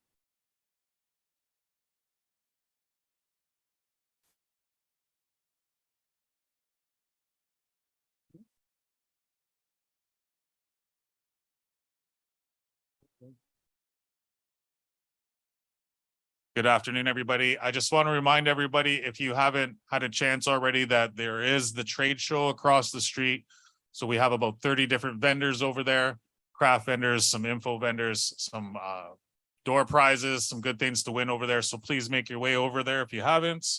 And also just a reminder, we do have the trailer that's set up over here with Chief Shinwakanos's items and display. We have some old pictures of the community, some very beautiful things in there to go and spend some time with, as these items have been locked away and been wanting to come back to the community. So make sure you go into the trailer over here and you'll see the banner on the outside and spend some time with those items as well. So enjoy the rest of the afternoon, everybody.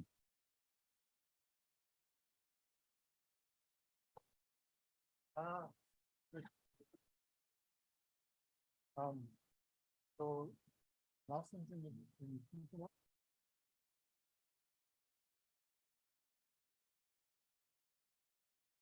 going into the teaching lodge, the MC in there is Nelson Toulouse. And if you're going into the log building, the MC in there is Quinn Miwasagi. So a couple more minutes. We're just getting set up here.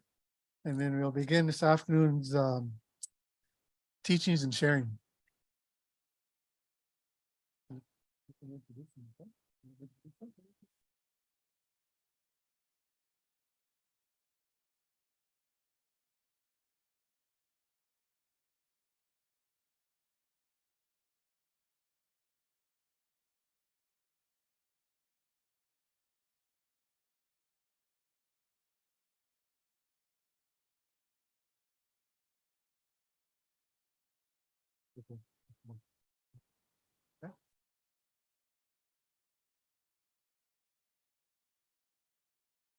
Okay. Yeah.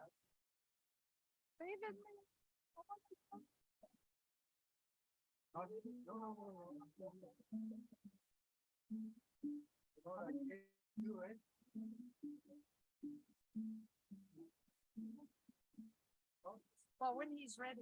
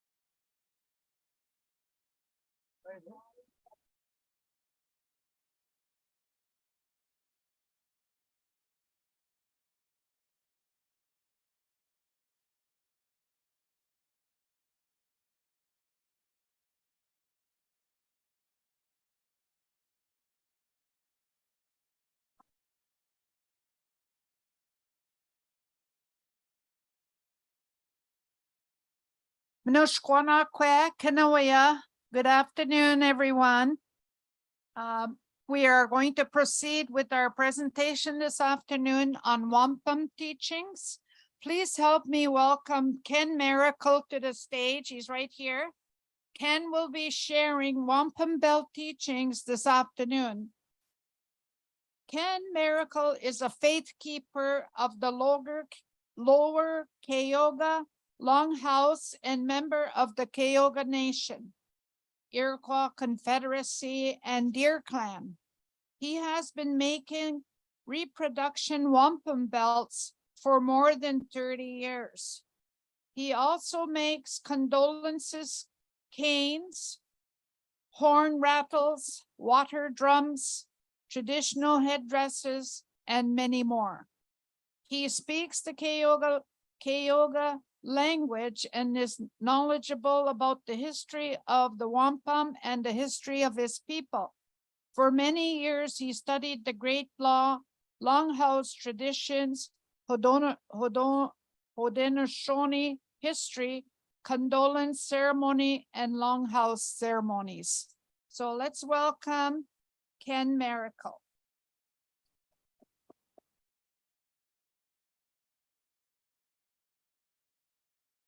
I'd just like to thank the delegation here and Garden River for hosting this historic event. And I've been just honored to be here to represent our people, the Haudenosaunee, and give you understanding what I've learned over the years. And it's been 43 years. And I just took it upon myself to learn this. So I'll greet you in my language, which is Scano. That's a Cayuga, Sago, Mohawk, Saguli, Oneida, Onondaga, Height, and Seneca is Iskanoai. And Tuscarora is Skenachi Hat. So that's the battle we have of having to learn 6 languages, because in our councils, that's why we speak our traditional language in our councils. And once our door closes to all our ceremonies, it's all done in our language. And of course, I have a long way when it comes to language, because didn't grow up in a traditional family. And what I know today is what I had to go out and learn myself, even though having a family and still going out and listening, doing a lot of listening. And so one day, we have to pass on what we do, and that's why I do all these things to pass on knowledge. And so I'll just do a little opening the way we do my ancestors have done it for a very long time. We call Swege is a long time ago. But when we say Swege, that's long time ago. And what it represents is that it comes before everything else. Before any business is done, this is what we do. And to open up, I represent our Hoyani, the chiefs. There's 50 families in all our nations, in the 5 nations. And this is what we hold to open up. So I'll just do a short opening, because if I do the whole thing, when I finish it, it'll be an hour, it'll be gone. So Bananda, Nyowe, Hewatni Shrinas, you can't go there, Sweto Sios, Guy Hunt go Hawado, Dananga, got Quaido Hicksock, and Yo ya, go to the hand draw, Nasagoya Diso. Nega, Sagwawi, Yongoyan, Doc, Quafra. Nega Gando, then but he got again, a sunny Ongway dog sufta. Nega na Hawaii, oh, Sagwawi, gonna quee, Ongo Hoy, Ne Hawaii Nato. Nay, and do I who can't do Sagwaya Diso Songwa, we gonna honyo. Nay, always that's kind of one up on you. Nadine and way, Kia Scott, and do I have one go ha. Scott and what I know honyo to gan you, nega go and go ha. Nega ne, I got tight, ne, Goswanta. Aguego. And so what I said is that I greeted us, and that I have become put the responsibility to give this I guess this teaching. And as one, the Creator has given us this love we have, and our love is about caring and helping one another. Even though we're from different nations, this is how our ancestors learned. We passed on things, and we would have these councils. Our people were so lucky to have all of this, and different languages were spoken. And a lot of our people through this spoke many languages and understood many languages. And so this is what I'm just telling you today, that even though through trade, and we weren't always warring with one another, yes, there was bloodshed, a lot of bloodshed done. And that's why the peacemaker came, to stop this bloodshed. And it always has to be a beginning of something, history, how it all began.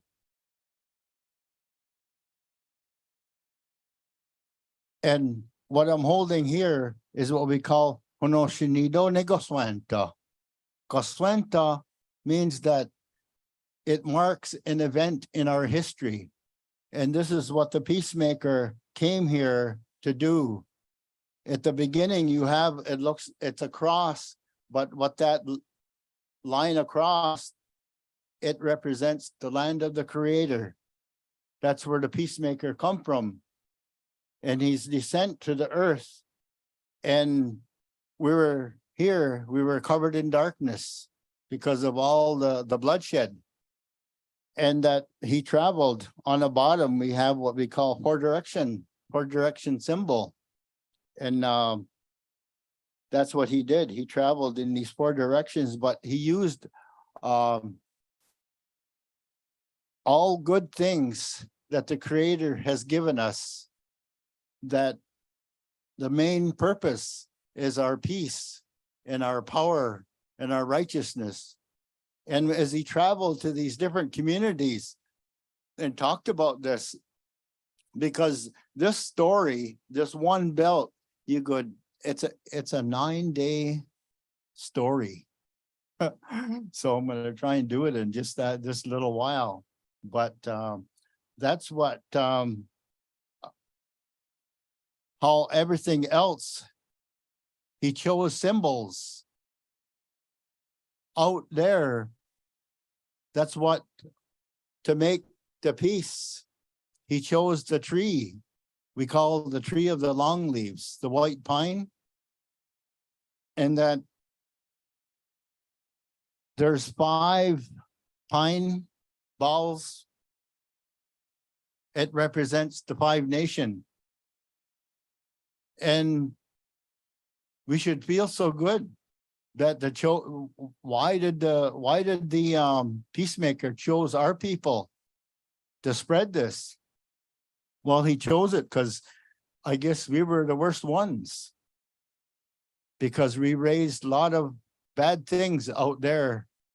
Our warriors done a lot of killing, and this is what he did. He uses this peace, this power of righteousness. So when he traveled to these communities, they asked, what does that stand for? Peace. If you take a circle of people holding hands and you put peace in a heart, and then it goes to another person and it's in their heart, pretty soon all of those people that have all this peace in their heart, it represents the power. Because I think people today, our white brother doesn't know what it is, doesn't know what peace is, because they're always fighting. They're always fighting one another. And our righteousness is our right to travel right in 4 directions without being harmed with, being killed. And so that's what that represents. When you, sometimes the marker is the dark, but most of the time it's with the, like, as you can see, some of the belts there, you'll see they're marked with a dark color. That's your marker. And that's what it means, kaswenta. Something, it marks down and it's laid to mark an event. And the peacemaker made these symbols, the symbols of all the good things that the Creator has sent us here with. He sent us here to be respectful, be generous to one another, love one another, and we're all equal in the eyes of the Creator. And to use it, because if you have all of that and you don't use it, it's not worth anything. So this is where we call compassion, is when you use it. And when they made belts, that's what they included in every one of them belts that they made. All of those words are put in there. And so the peacemaker, he came from the Wyandot Nation of the Bear Clan.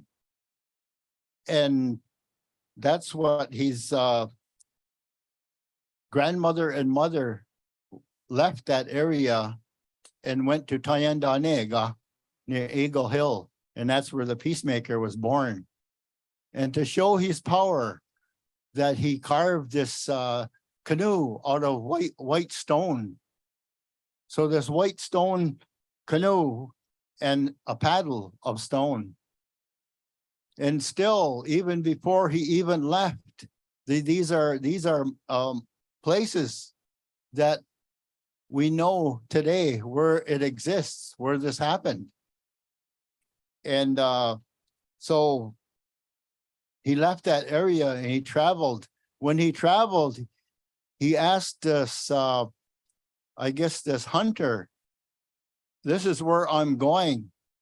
And he says, the hunter says, you don't want to go that way. There's bad people out that way. And the peacemaker said, those are the kind of people that I want to see. And so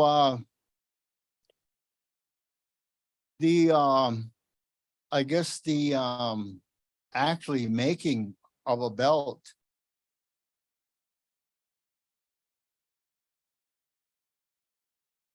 comes from the quahog shell, a canosa.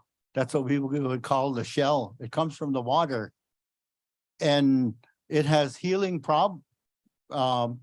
healing the shell, the beads that are made from that shell, the purple and the white. Like that, the purple and the white shell. And every shell, every bead is so powerful. One bead can represent one nation or one soul. It's that powerful. And through, I guess, death, we have ways of, that's why our ancestors made sympathy strings for when a chief dies, that this is what we will do when somebody passes on, that we have different levels of grief. And so the very first thing that we meet when we talk about condolence ceremony, that in 1988, a bunch of us now that are doing condolence ceremony didn't know that much about condolence ceremony.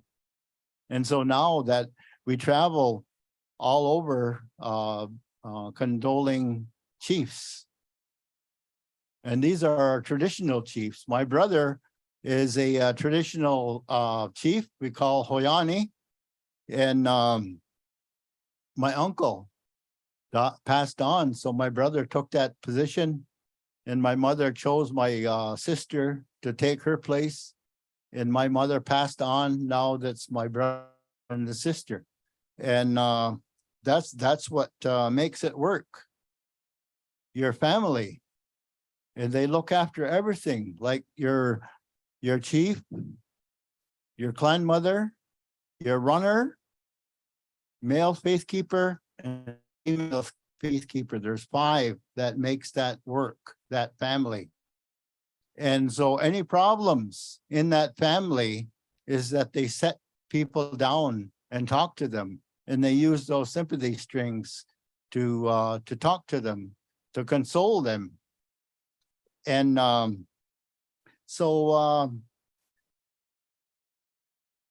this is our bargaining power, that when we go to events, when we walk in, like when we walk into a condolence ceremony, every one of those chiefs, they're carrying 15 of those sympathy strings. And when you walk into negotiation, don't take it in a bag. You take the belts that pertain to your area and put it over your shoulder. That's power there, to be able to see it. And so there's a process. There's a process of making a belt. And I've made personal belts because if somebody wants a belt, all you have to do is talk to them, and you can pretty much tell and put it on a belt and say those words, and that's what that belt is. Because when you see diagonal lines, that's represents alliance. Alliances to nations, or even family to family. And the chains here on the 7064 belt, you'll see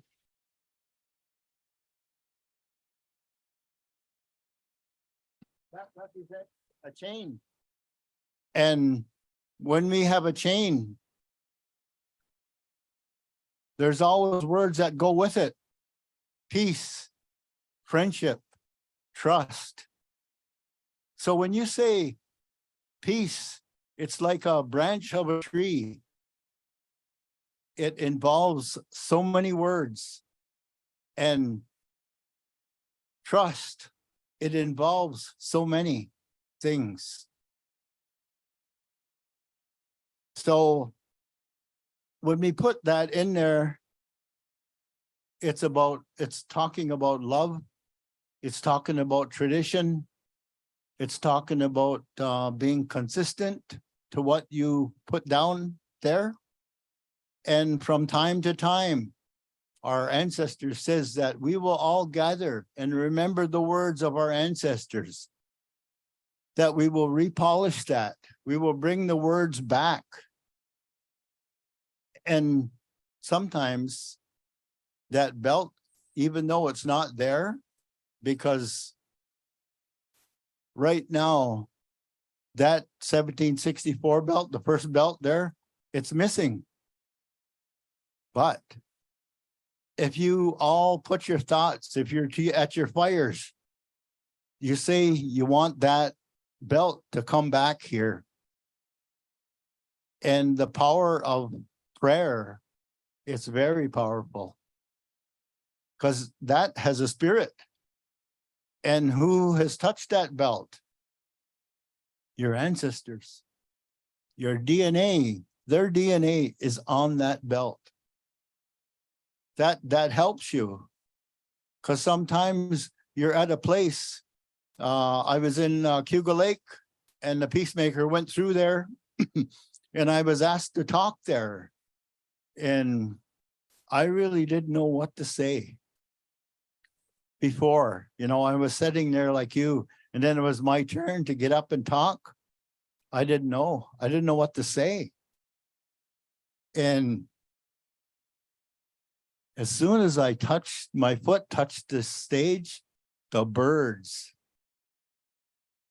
just start singing and the words just come out. So that the universe helps you. When you're walking, you're never alone. Because each one of us has been appointed by the Creator. When you were born, you're appointed. We should all feel so good about that the Creator has given us something. And through our life, sometimes it starts early. Sometimes you can see a little child and you know when they're growing up, you know exactly what they're going to do because it shows right away. But us, I think it was in 1988 when belts come back, 11 belts from the Hay Foundation. And it come back after all those years gone. And how lucky we were. And I'll go on a dream I had in April. It's such a powerful. I was in a place where I come to this bowl, looked like a bowl, and it was like you could see way down and then way up again, and all around there was men kneeling.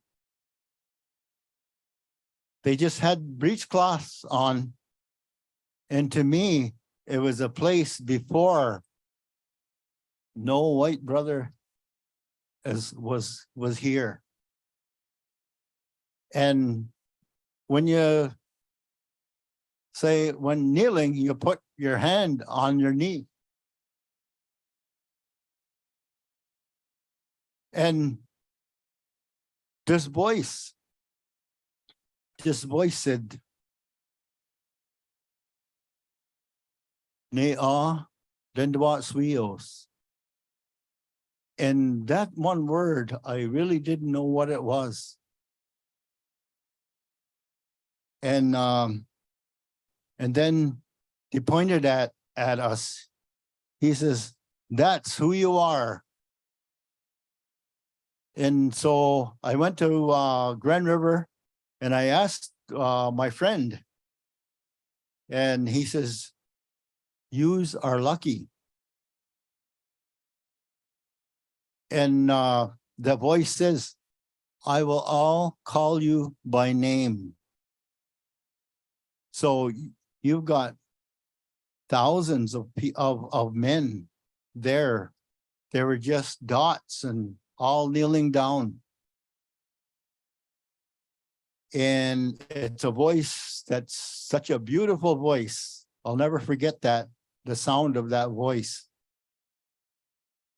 And he says, "Now, when I call your name, this is what you will say.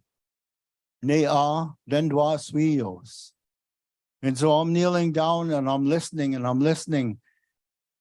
And I'm waiting and I'm waiting and I'm here all our traditional names, not our slave names, our real name, what the Creator has sent us here to be. So in our way is that my dear clan name is Haukion. That name has started at the time of the beginning. And lifetimes have taken that name. My relatives have had that name. And for 1 year, when we pass on, that's dormant until that day. Then you pass it on to a child being born. Before they walk, then that's their name. Hauhyo. That means where the sky meets the water. And so I'm kneeling down, I'm listening and I'm listening and I'm hearing all these names and I got my eyes closed. Then all of a sudden, Hauhyo. Then I says, Nea dendwa suios. And he pointed at me. He says, "That's who you are." So everybody can say that. Go ahead. Nea dendwa suios. Yous are lucky. Our people are lucky. Oh. And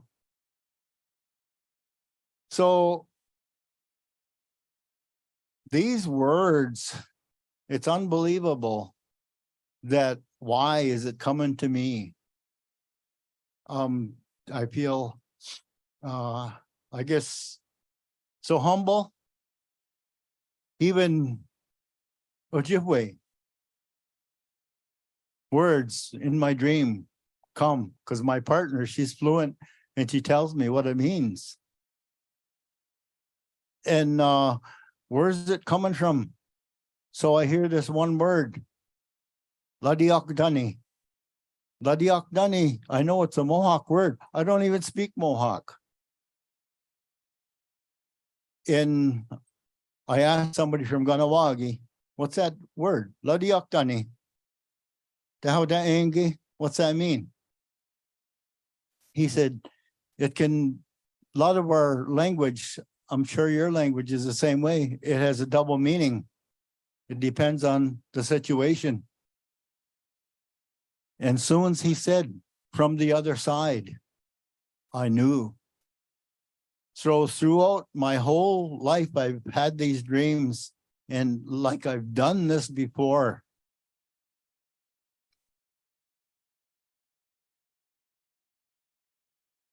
And I have so much to learn. In our lifetime, we'll never learn it all. We can't have a piece of paper that you get and say, I graduated and I got a piece of paper and this is what I know. It's not that way with our people. what you've learned is life is teaching you these things. Life is your best teacher. And this is how we learn, by listening and passing on knowledge and hoping that somebody will grab it. Like we all have to earn this. We say we're respectful, but that word, you have to earn it first to say that, or being trustful. So getting back to the process of making belts. So that particular belt, the 1764, the first one on your right there, that was designed by Molly Brandt, which is Joseph Brandt's sister.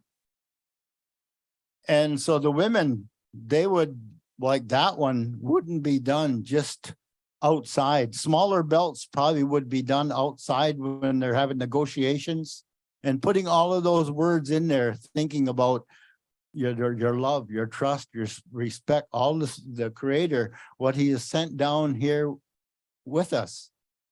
Because it's not normal for us to feel have these feelings of when we're worried. It's not in what the Creator has given us, put in our body, or suffering from anxiety. What that creates is a fester inside you. Because I keep on telling, why worry about it? If you worry about it, it's going to happen anyway. Just believe in the universe. That's what I'm saying to people. Believe in the universe, because it works. So our ancestors traveled to the east, to the Atlantic Ocean, and they traded with people out there, the Narragansetts, the Wampanoag. Actually, that's where it comes from, the word wampum, from the Wampanoag people. And that's what we call it, Otkoa. And there's the two colors. And you put words in that, you put words in this. And what I have here is a runner stick invitation.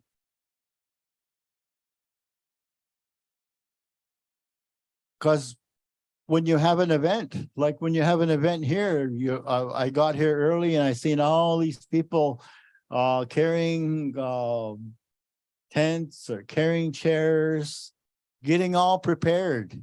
It takes a lot. So when they made that belt, imagine 1,700 people. And that was a long time ago. And you didn't have no car. You had a canoe. Yeah, that's how you got there.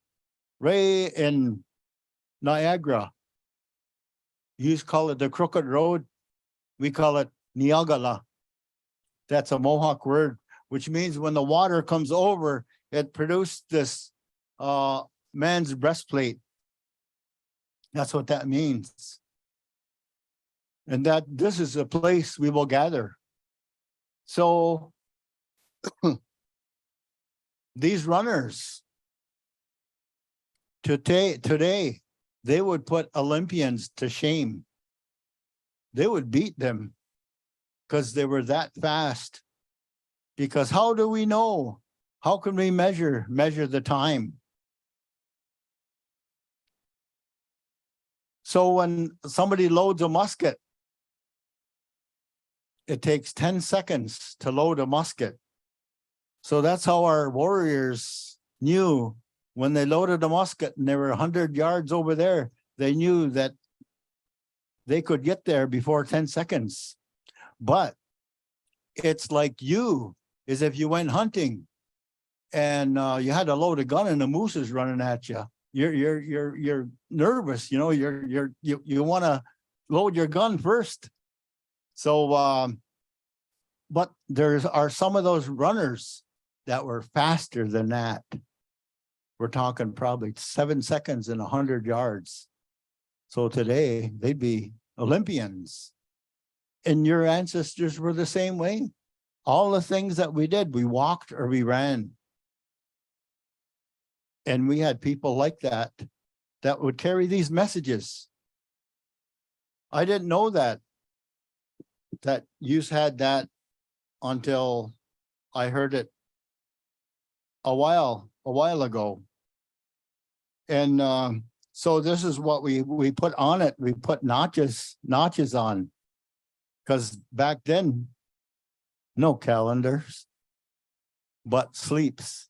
So they would put notches on a stick, and that's the days, or it could even be more than that, or sleeps. And so each sleep, you would take your knife and you would take one of them notches off. And when all the notches are off, then that's the time you leave.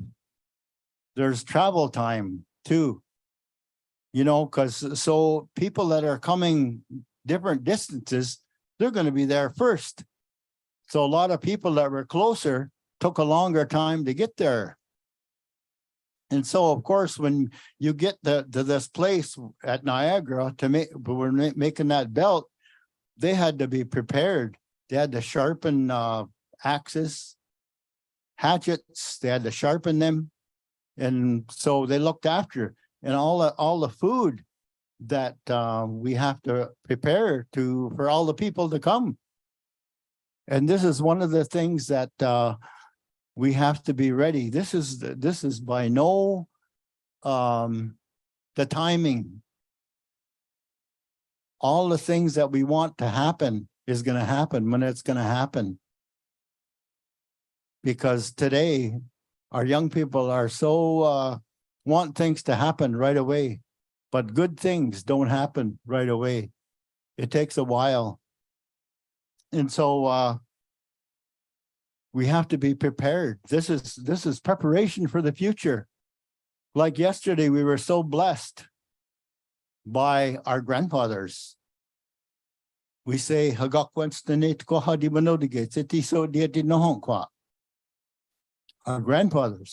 that come from the West, they always come from the West to replenish and fill the wells, the rivers and the lakes, and to help things grow. And also the thunders, what they're doing is keeping them wild animals in the ground and hoping that they'll never come up. Or the dinosaurs that were here once.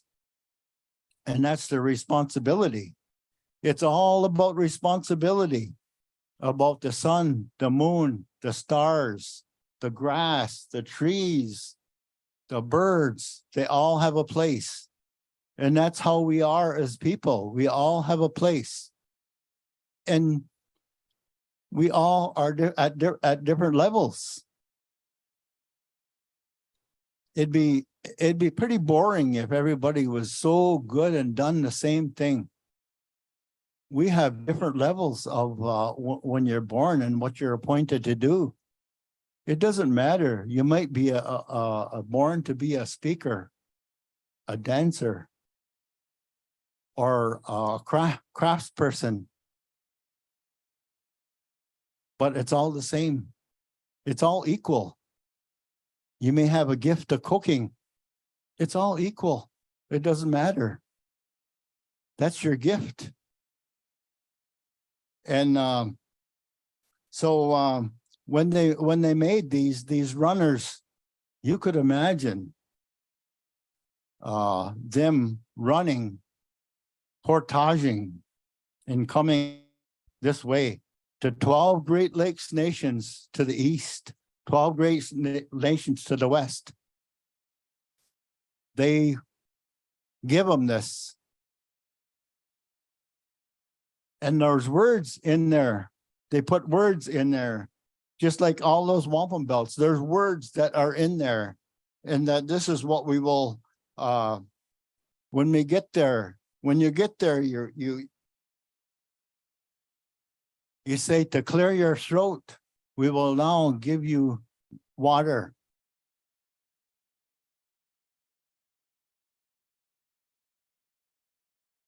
Because where you come from is long. And this is when our runners traveled. They used what we call walking medicine. Walking medicine is that if you come to a place and there was a high hill, even a mountain, you could turn yourself into a bird and you could fly over that to the other side. That's a gift that was good, but people misused that today. And about using bad things, bad medicine. Utgo, that means bad medicine. Utgo and nonquatra. And so when they put them the words, they give that to them. So now what it's done, what it's really saying is that we use this tradition today. This is not old to us for the Noshoni, because what it does, it means that it takes you by the arm. You hook it on your arm and it's taking you over there. And now they travel all that way. So what they do is when they have delegations, right? When you travel, even today, you travel with delegations of people to travel there and to report. I guess to report where you come from, you stand up. And this is what we do today. We stand up and you say who you come from. What nation are you? Because something happened to me. We were at Birch Island and these Hopis come there. They were poop dancers. And I was always told by my elders that the Hopi are our ancestors. And this is the first time that's ever happened to me where I went to a person, didn't say my name. I'm Ken Miracle. I want to talk to you, want to meet you. All I said is that I was always told by my ancestors that you are our ancestors. Your ancestors was my ancestors. It didn't matter that I was a Haudenosaunee or that was a Hopi. All I knew is that we were related somewhere, sometime back. We don't even know the time frame because our people weren't like that about time. We didn't say, oh, that belt was made in 1764 and prior to that, it didn't matter. Time didn't matter. Because that's the way our white brother is. He's got to have, oh, what day did that happen? What time did that happen? We don't have any of those. We just say it happened some time ago. So when they got there, all those nations got there, they brought that with them. So now you'll see how that works, how that the trail of wampum works, is that when you use this, it goes back to the ones that sent it and they reuse it. So what they want to do now is 21 nations here that are this Robinson Huron Treaty, is that your ancestors done such a good thing for the 7 generations. Because that's the concept of 7 generations, is that what we decide today, is it going to benefit 7 generations down the road? So today, we're 7 generations. Your next one is going to be 7 generations. And the next ones after that your grandchildren and your grandchildren's grandchildren are going to be 7 generations. So it's ongoing. It keeps going. And so when they made that belt, everybody reported, and right now where Table Rock is not where that happened, because the water has eaten away that rock. It was quite a ways down. It'll in some book that has a dotted line, and it'll tell you the year where that Table Rock was. So it'll kind of give you an indication where it really was, the belt. And I says that's one thing that we should redo again. All gather there when our ancestors gathered, and take them belts to that place in Niagara and redo it.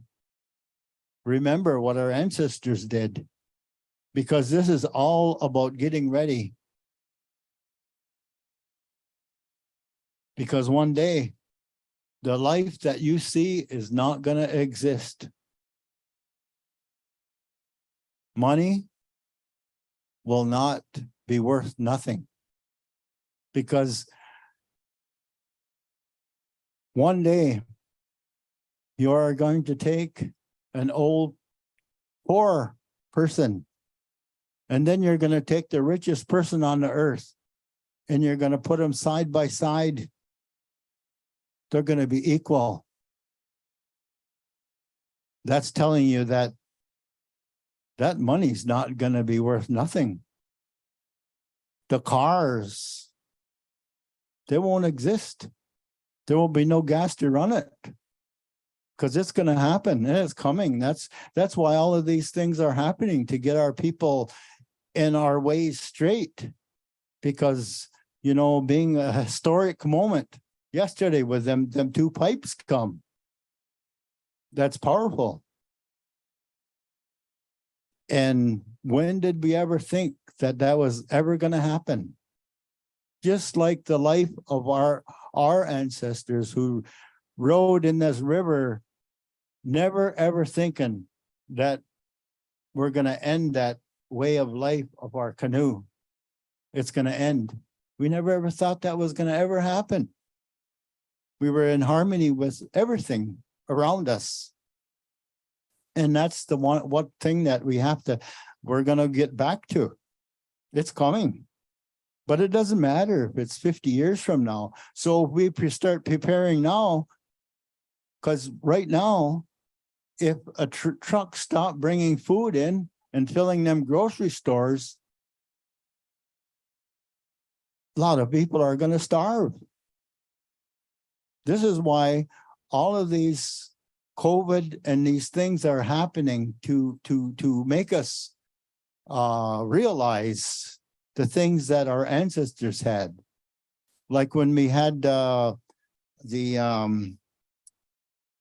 1930s, when they had that happen where nothing, we didn't have anything, but our people didn't suffer because we lived off the land. Because we can have all the tradition and the pipes and the drums,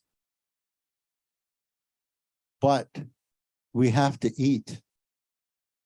So this is what we have to prepare ourselves to get rid of people with addictions, because there's not going to be no drugs. There's not going to be no alcohol. There's not going to be nothing. There's only going to be the good things that you're going to be eating. And that comes with good decision making. When your body is who you are with what you eat. And people are going to suffer a little bit at the beginning, because the people that have sugar, because as soon as we quit eating that poison, it just goes out of your body.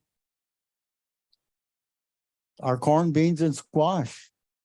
But this is the food that we have to prepare and plant in a lot. Because I was telling yesterday when the Seneca people, they're quite industrious. At near Rochester, Ganadigan, where ancestors live, Ganadigan means that there's flowers that surround that on that hill. There was white flowers there. That's why they call it Ganadigan. And they had a hill there. And they estimated they had buried corn in this hill. And they estimated 10 million bushels of corn. So right now, if you were to look over and see 10 million bushels of corn, that'd be just unbelievable, wouldn't it? Would be unbelievable sight. Because our ancestors always says plant a lot, because what you're doing is you're planting for the animals too. From the outside of that, your field is where the raccoons and they're going to come and eat that corn, but in the middle is still left for you. And the way we plant, make our offerings, because when you plant, before you plant, you have to sing. There's songs that go with the seeds. So there's a special ceremony that we have. That's what our longhouse is all about. It's about blessing the benefits of what the Creator has given us through planting our first food that the Mother Earth, when she wakes up, is in. She gives us maple sap.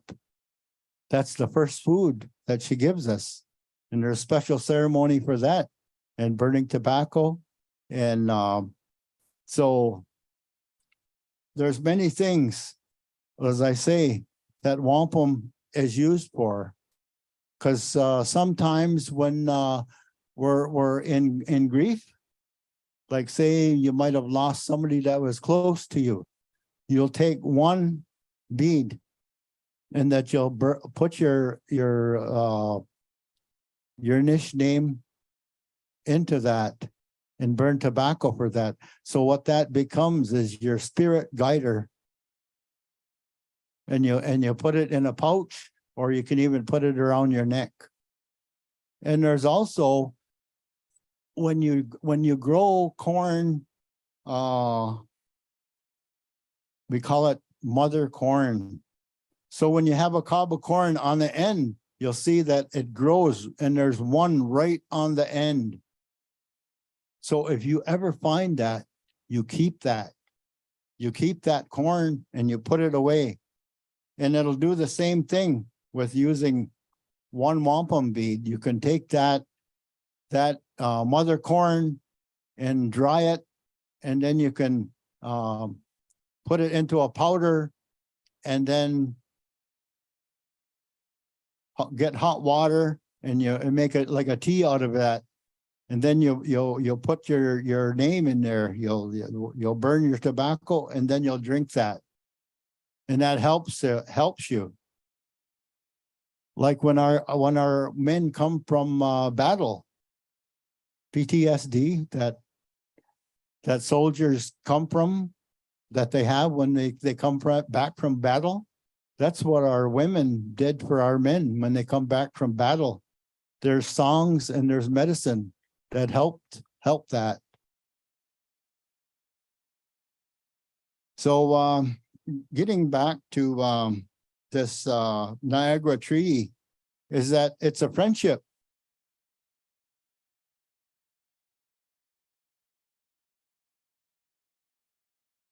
And you'll see the two figures. That's on I guess your left would be the British, and that's their the king, his crown.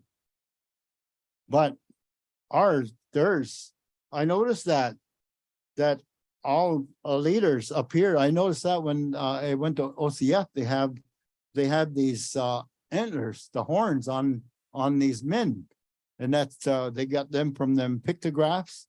And even our people all our chiefs, we call Hoyani, they wear that crown. Okay.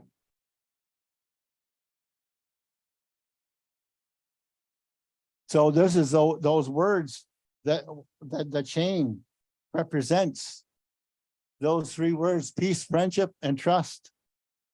And that's what they put in there. And every belt is based on a circle. So if you put this together, you'll see it comes in a circle. It's like our ceremonies is a circle. Our thinking is a circle. The universe, everything revolves in a circle.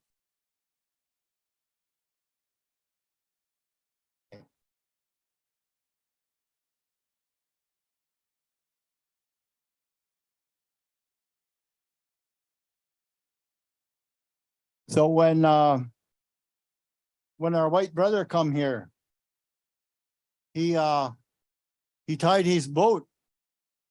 He tied his boat to this tree and met these people. And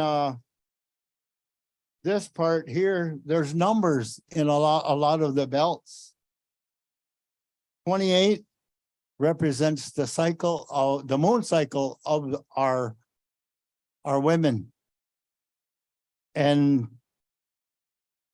7 could be your 7 grandfather teachings. And that 3 things: peace, power, righteousness. And it's all goes to 3. There's a lot of 3s, and 4 is we call it Genyo Godagi Hadiyakshon Onediukianyudo. It's the 4 celestial beings. You would call them angels, because every one of us has one. That's why I say I guess the creator, we call them Sagwaihunt. We don't call them angels, we call them Sagwaihunt. They who serve the creator, because the creator has all of these people they have to look after. So he has these Sagwaihunt, they who serve him, working for him. So when you're troubled, that's who you ask for help. So that's why I say, if you should never ever be troubled about anything, because all you have to do is ask, because they're there. And this is the 24 nations, Great Lakes nations, that it even involves our people. And in their heart is wedged that white heart.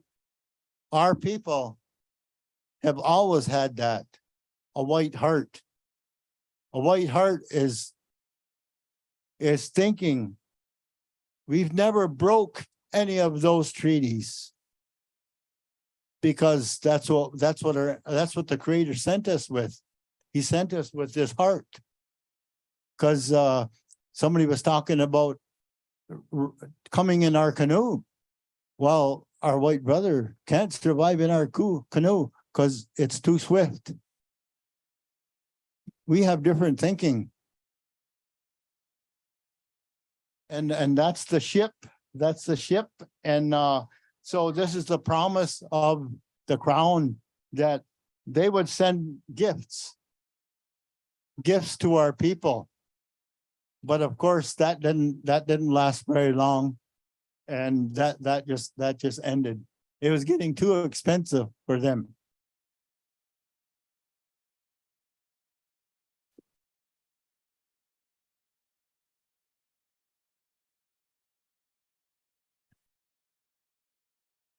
So everybody sees this. It's called our dish. So in 1701, see, we have to repolish this. So in 1721 in Montreal, our ancestors met with your people. We all gathered there in Montreal and we repolished this belt. This belt was made a long, long, long time ago, way before that. So now we're just repolishing that. And now that we've created a peace with one another, because at one time the Haudenosaunee were enemies. But one day our people realized we're killing each other. You kill some of ours, we kill some of yours, you kill some of ours, and pretty soon there's going to be less and less people. So what we should do is that we should make peace with it. That's why we made the what we call Ojibwe friendship belt.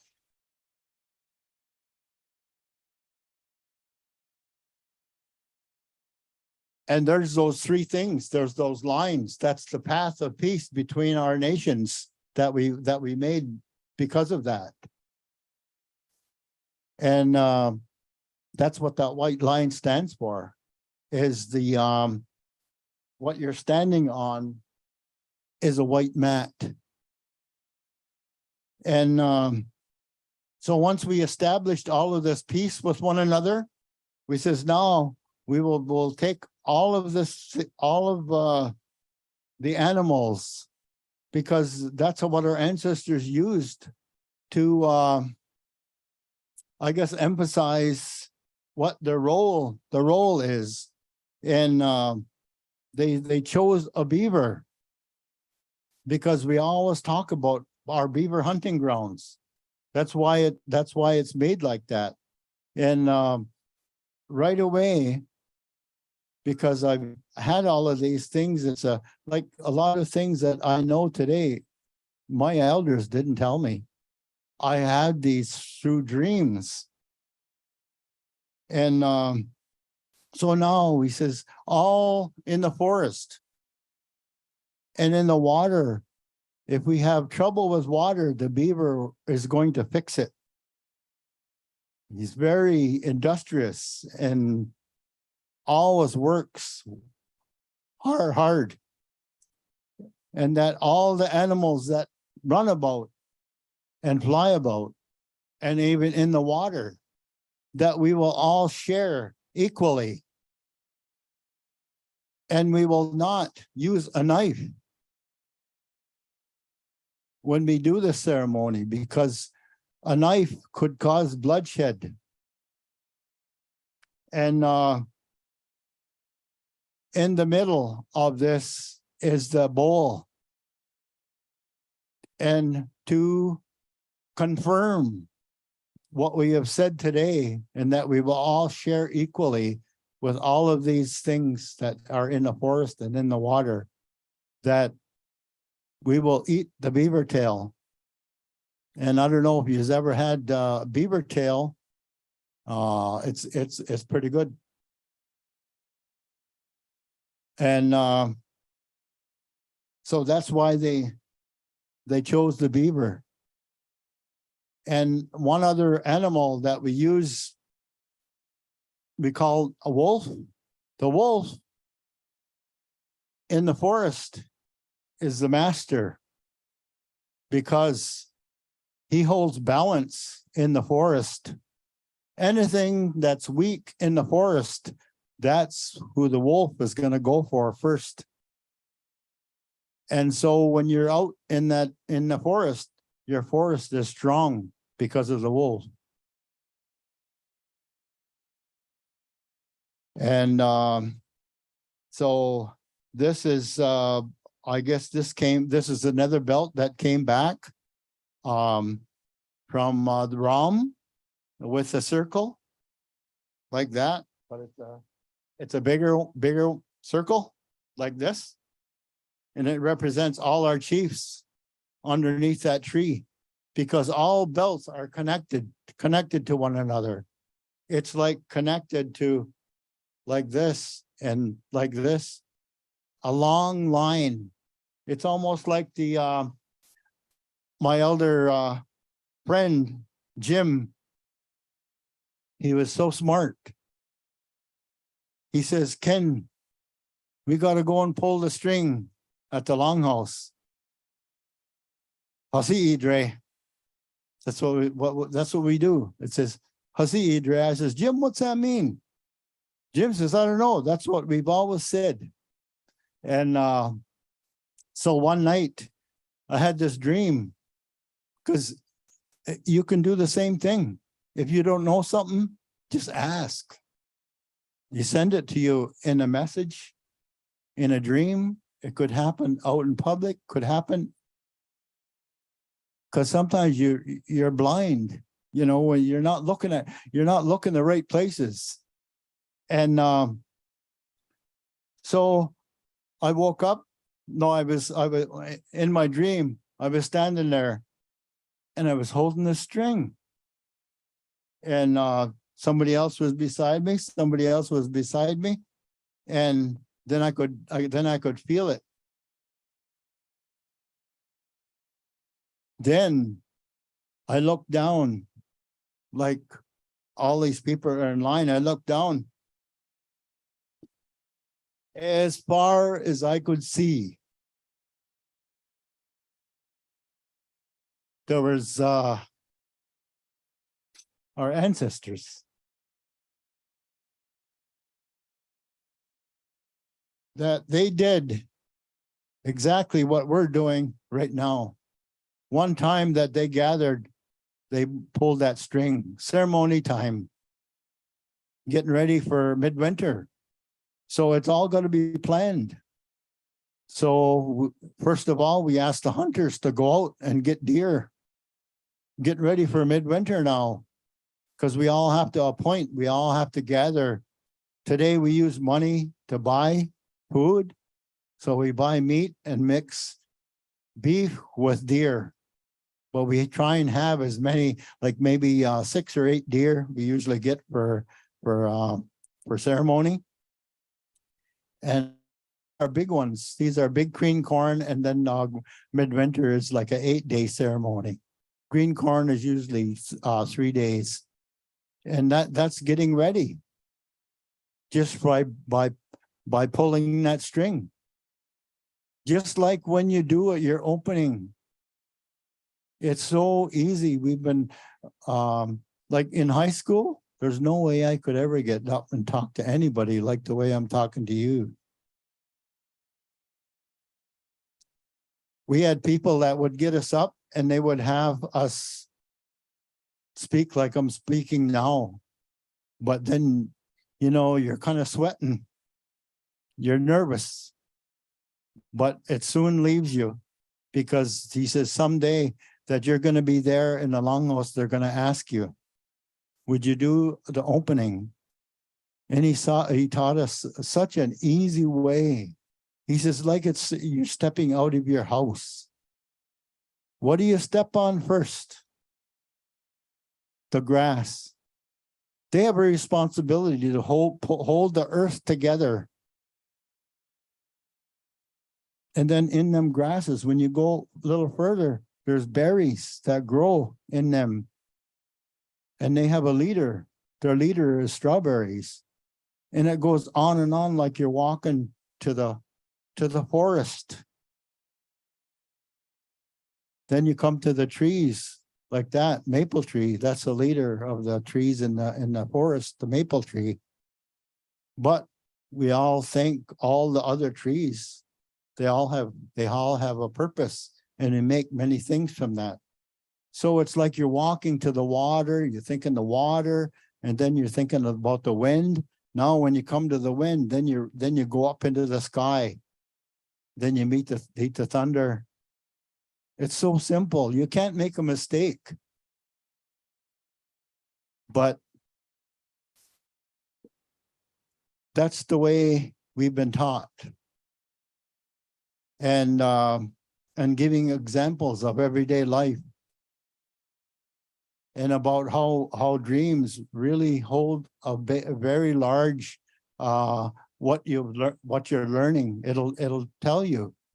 If you're lacking something, ask, and the universe will give it back to you.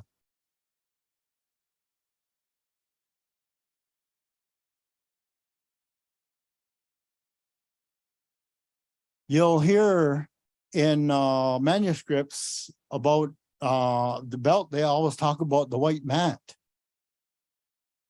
This is what it represents. They call the white mat. In what you're standing on, you can go anywhere on Turtle Island. You're walking on a white mat. It talks about the seats.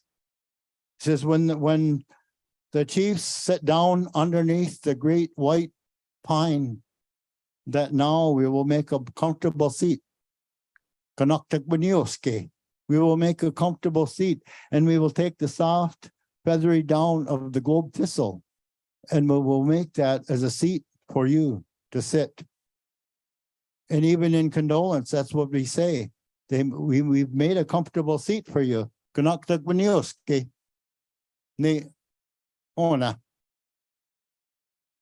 And it's a different belt because it runs this way, and then also on the outside it runs this way.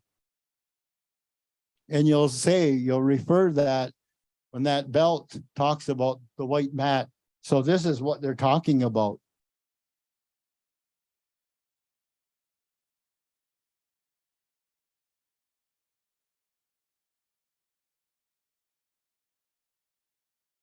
So I guess our people had we buried our weapons 2,500 years ago. But when our white brother come, that we had to take those weapons again and defend our land.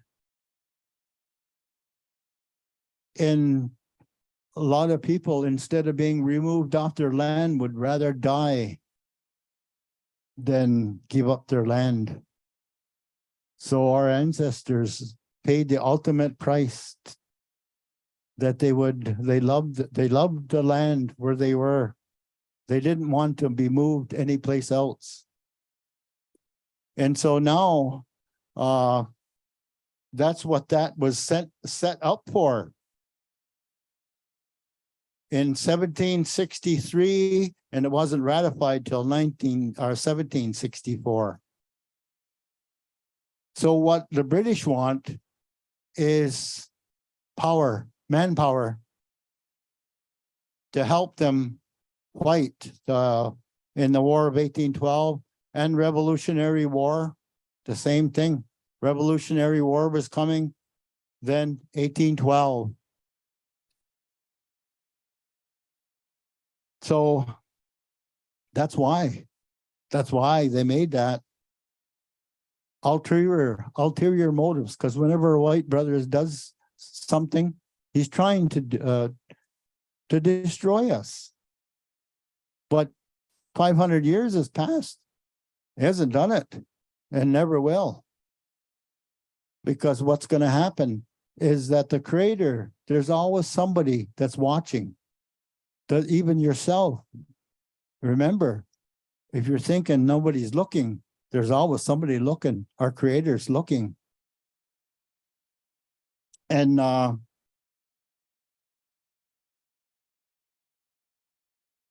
so in their battle, there's always a winner and a loser. So the losers lose their land.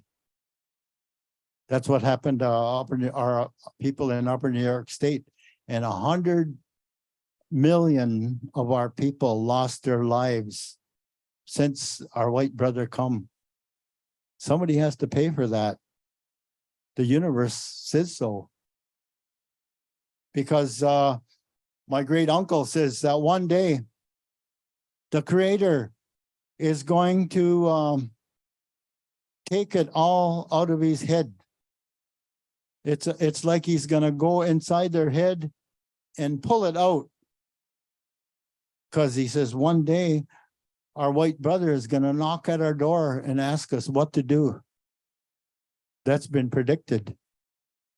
All of these things that are happening today has been predicted. And a lot of our problems that are happening with all of these drugs and alcohol. See, when we first had alcohol, that is the very first time we ever seen family violence. they got our people done that.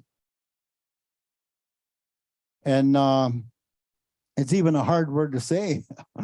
Negadeños, that's what we call the mind changer. And it has changed a lot of people. But all our problems come from the outside. It doesn't come from the inside. It always comes from the outside with all these things that are coming now. Now that you've had this Robertson-Huron treaty, all these people are going to get all this money. The vultures are coming because that's what's going to happen.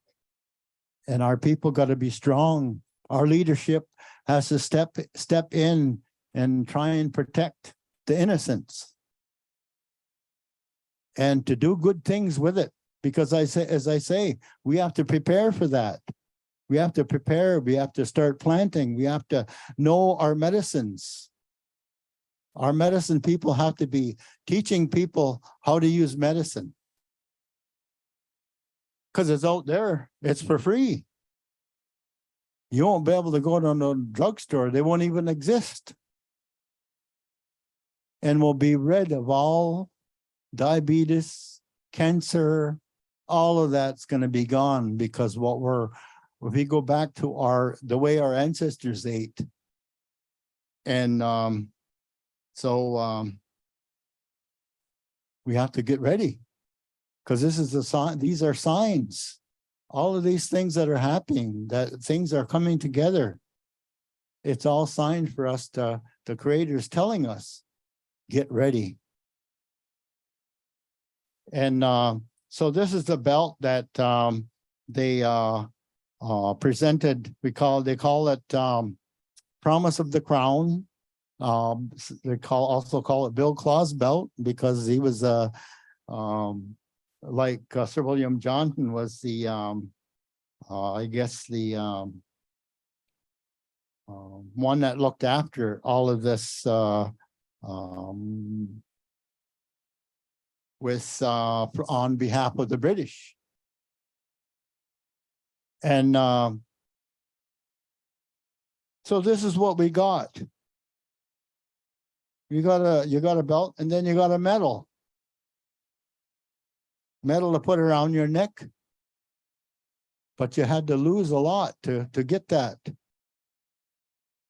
But if it wasn't for our ancestors, right today, this would be the US.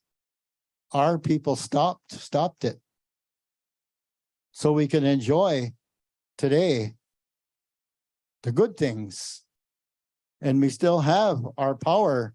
Our power is that. Your power is the pipes, the drums. You still have that because they have a spirit in those belts. That's why they come back. They have a spirit. That's 1764 or someplace. So along with your prayers, when you go into your lodge and offer it for that to come back. If you put all your thoughts together, that'd be a lot. And your ancestors are going to hear that because our ancestors are within the thickness of a leaf from the other side, from here to over there. Because right today, they're sitting amongst you. Because some people can see it. I can't, but I feel it. And I know when we counsel that there's dark figures sitting around. That's our ancestors. They're helping, they're listening. So they're making these, they're opening. I guess when you burn tobacco or you smoke, you're opening a door. You're making it all clear. It all clears up. Like sometimes when you go to a medicine person, like you go to a hospital, they don't know what's the matter with you. When you go to a medicine person, they burn tobacco, it's like a cloud covers you and they can't see it. Like this one girl, she went to there was something wrong with her knee. And she didn't know. She had an MRI even. But she went to this lady in Tuscarora, a really good medicine lady there. And she says right away, she says, you have a fracture right there. I can see it. And that MRI didn't even pick that up. Our people have these gifts. Like I say, we're all appointed. One day you'll see it. So 1988, that's when I seen it. And this is the belt here that the light come on. And what happened is that we had it all laying down. And this is the first time we've ever seen them for that long. And so then now he come to me. They were looking at the belts and he looked at me. He says, that belt down there. He says, what does that talk about? And I says, I don't know. And he looked me straight in the eye. He says, well, you should know. Well, that's all it took. Because if you look for it, you won't find it. It'll find you. Just like your spirit helpers. Sometimes a bear would come, you'll see it. Sometimes when you're walking, you look like there's something over here, or you look and there's nothing's there. But that's the bear. That means that you must be put through bear ceremony. And this is when you belong to these your totems, and it has to be an animal, that's as close to nature that you will get. And if it's almost an hour, because if I go over an hour, somebody might throw a phone at me or a shoe. You know, that's been kind of the tradition now, isn't it? Throwing phones or shoes.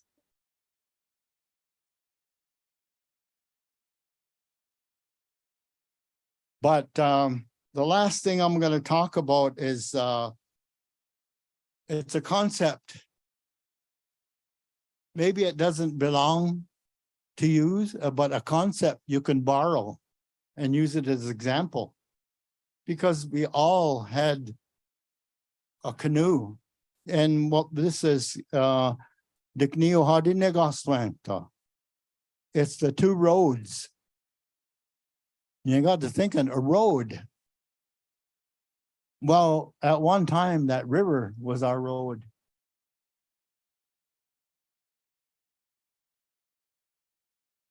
And our ancestors said, the clan mothers decided we should protect our people, the coming generations. We got to make agreements with our white brother to protect them.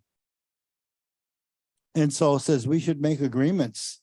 So they made that friendship. That's a friendship belt. This is also a friendship belt. There's so many friendship belts. George Washington, that's a friendship belt. And there's another one with a British, another friendship belt. So they're all different, but they mean the same thing. So our ancestors says that we will always have two paths.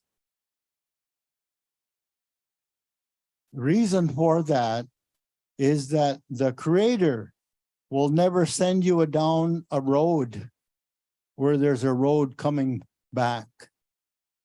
That talks about people maybe who are afflicted with addictions. There's always, you can come back from that, because some of you, probably yourself, you've heard unbelievable stories where people have been, you wouldn't believe that they're the same person. They just said, they come to the end of the road and they said, well, it's time to go back. Time to go back to the good road. And it represents our canoe. the canoe of Anishinaabe, or we call ourselves Ongohoe. Ongohoe and Anishinaabe means the same thing. We just call it Ongohoe. We're connected to the land of the Creator. And so as we paddle our canoe parallel to each other from our white brother's vessel, in our canoe, we have laws, we have language. And in yours, you have the same. We will not cross each other and try and run your vessel. And that's why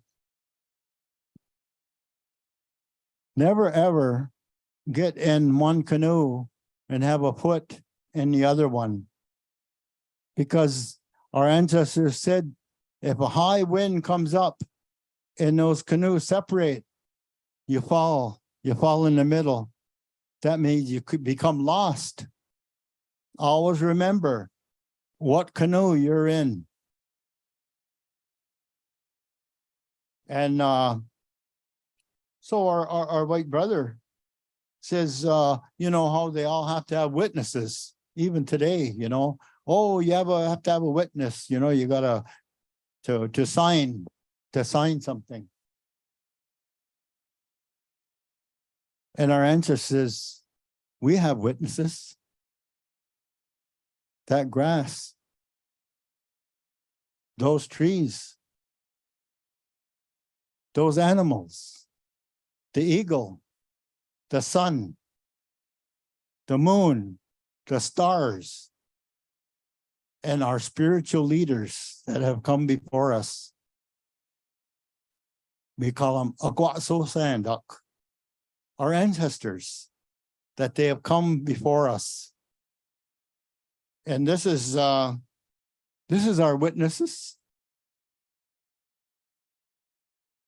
So you hear the words, as long as the sun shines, as long as the grass grows green at certain times, and as long as the rivers flow, and as long as the earth is in motion, that's how long the words last. Everlasting. But to our white brother, it didn't work that way. But we can feel so good about ourselves that we've not broken one of those treaties. Because when I was in Manitowoc, if some of you were there, I had 54 belts. And it didn't pertain with anything. I just wanted to show how much history is out there. That's just a drop in a bucket. There's 400 belts. You could imagine how long it would talk about 4 belts. Long, weeks, months, years. This belt alone, there we have what we call silver covenant chain in this belt. It takes 8 hours in our language to talk about it. And if you were to write that in English, the words would be times 10. Because that's the way our language works, right? It's so descriptive. And so nobody threw a phone yet. So is there, I don't know if any of you can ask any questions about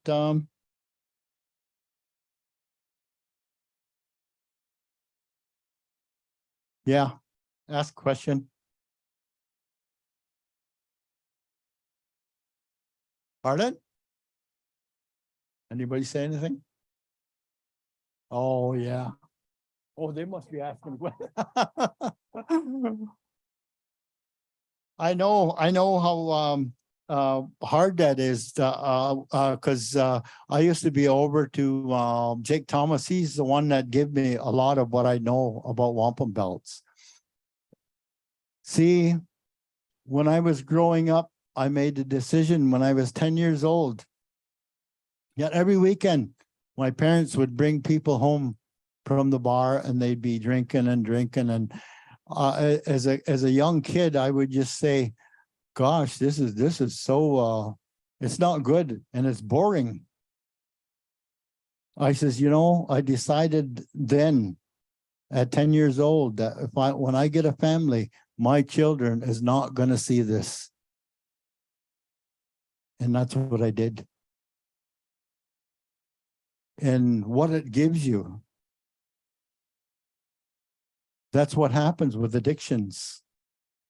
You have nothing else to think about but that addiction. You haven't got time to think about, if you thought about this or thought about that, or your pipes or making a drum and learning songs, that's where your energy is going to go. You won't have time to be thinking about any drug or to be cool with your friends. The heck with what your friends did. I got a lot of criticism from my friends because that's where I was. I was over to Jake's or Jim's or Elliot's listening. So I put during COVID, I taped all of these. I got a whole bunch of tapes, and that's what I listen to when I'm doing my crafts. When I have silent time, I'm sanding rattles or something. I'm listening to that, and they never leave you. And even though my mom has passed, she was there with me, listening. So every once in a while, I could hear my mom's voice, even though she has been gone over 20 years. I can still hear her voice. It's so relieving. And we'd be over there sometimes, a lot of times, 2 o'clock in the morning, because Jake was long-winded, and that's what happens. Jim taught these 2 boys, and when he passed on, now those 2 boys that Jim taught runs our longhouse, and they're just young boys. They know all those speeches and all those songs, and so they were doing a funeral speech, and somebody asked me, why is he taking so long? Why is he talking so long? He's talking so long because Jim taught him. Jim says, there's no such thing as a short version. So I guess that's all I have to say. You could talk about a lot more. And so Donato, Nagach Queenie, Higa, Agayaga, Duck. Donato. I'm done.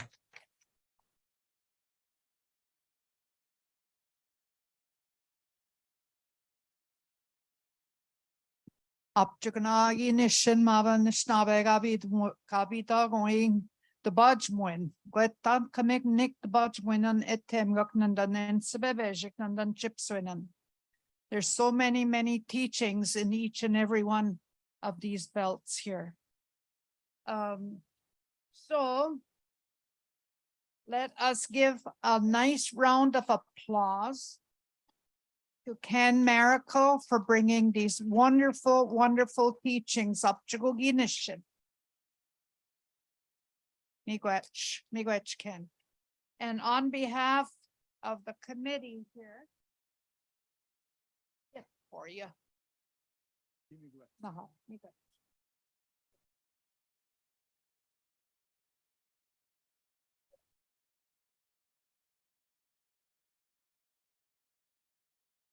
You can talk about it.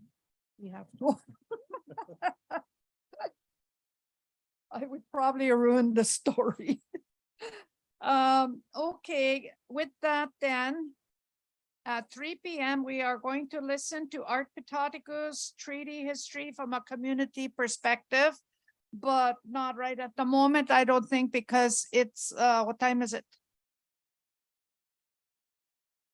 3:05.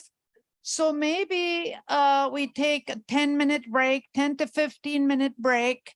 You know, you can get up and stretch, you can get up and jump, whatever you want to do. You know, you've been sitting all day. You've been really cold and going like this here. So don't forget the round dance tonight, the drum social or the round dance. It starts at 6 p.m. There is dinner. If you've got dinner tickets, they were giving them at 2 o'clock. Get them where you registered this morning. And don't forget the vendors across the road over there. I haven't been over there myself, but I would like to go, but I would have to pick up my purse first so I could go shopping. And I hope they have those little machines where you pay by bank machine, right? So I wish to do that. Kinaguya, Upchinishin, Waminagok. Nahaba mami no 10 to 15 minutes to come back and listen to Art Patoticus. And he's talking on the treaty history from a community perspective. Now, once again, my name is Barbara Nolan. If you haven't met me, come up and meet me. Oh, just kidding. But I think a lot of you know who I am. Stitch, if you could lend him a hand to put those things away. Stitch. Now, 10, 15 minutes? And what time will that be? Tell me. It's 3:07, so that's 3:10. Before 3:30. Now, huh?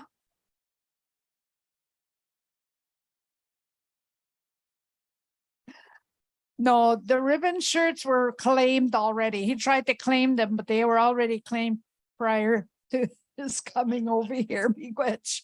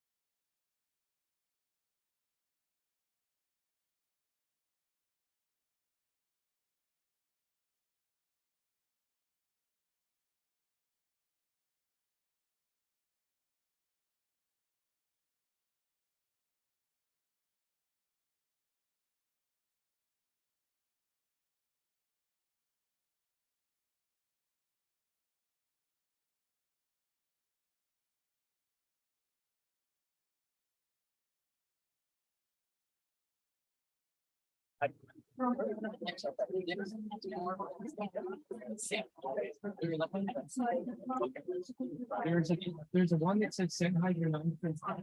And there's another one that says. Yeah, okay. Yeah. So now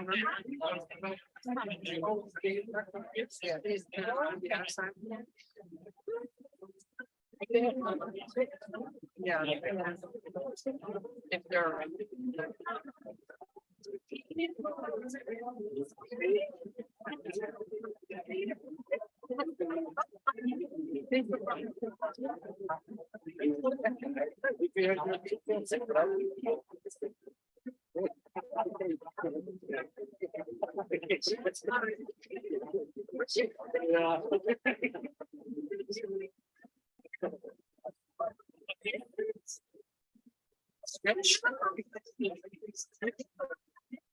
Yeah.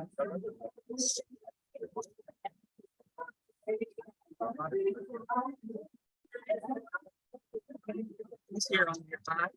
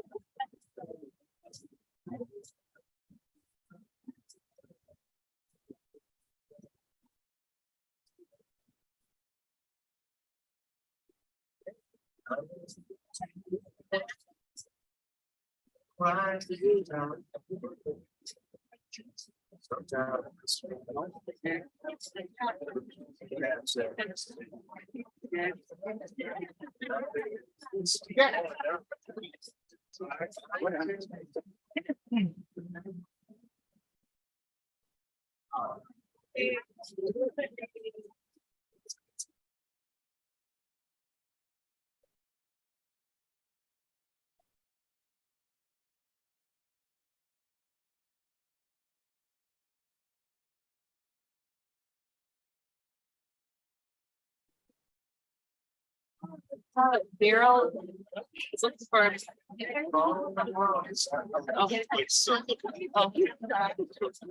Hi, let me know, Daryl's looking for a mic. Sir?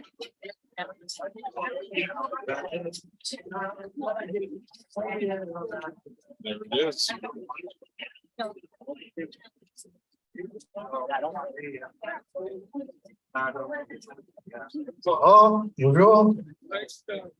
So I'd like to start off with our final presentation this afternoon.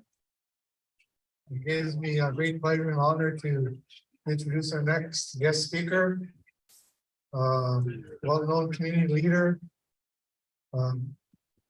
very strong advocate of our treaty rights. Former chief of the city, part-time lecturer, teacher at Laurentian University. Part-time, former professor at Cambrian College in Sudbury. And strong knowledge keeper of our treaty and our rights. So it's nice, let's all give a nice warm welcome this afternoon for one of our knowledge keepers here today. He's going to be sharing the history from a community perspective. Chief Art Patagos.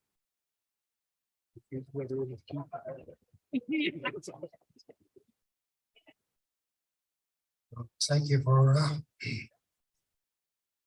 allowing me to come and share with you this afternoon. I want to thank the committee for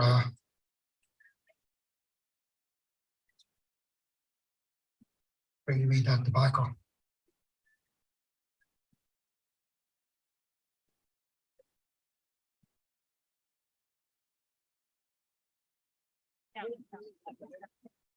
When I started doing this kind of work, having to stand in front of groups of people to share what the old people at home have been giving to me. They've been giving to me over the years. Their love, their teaching. And along the way, I was always inquisitive. I always took time to go and visit with those old ones.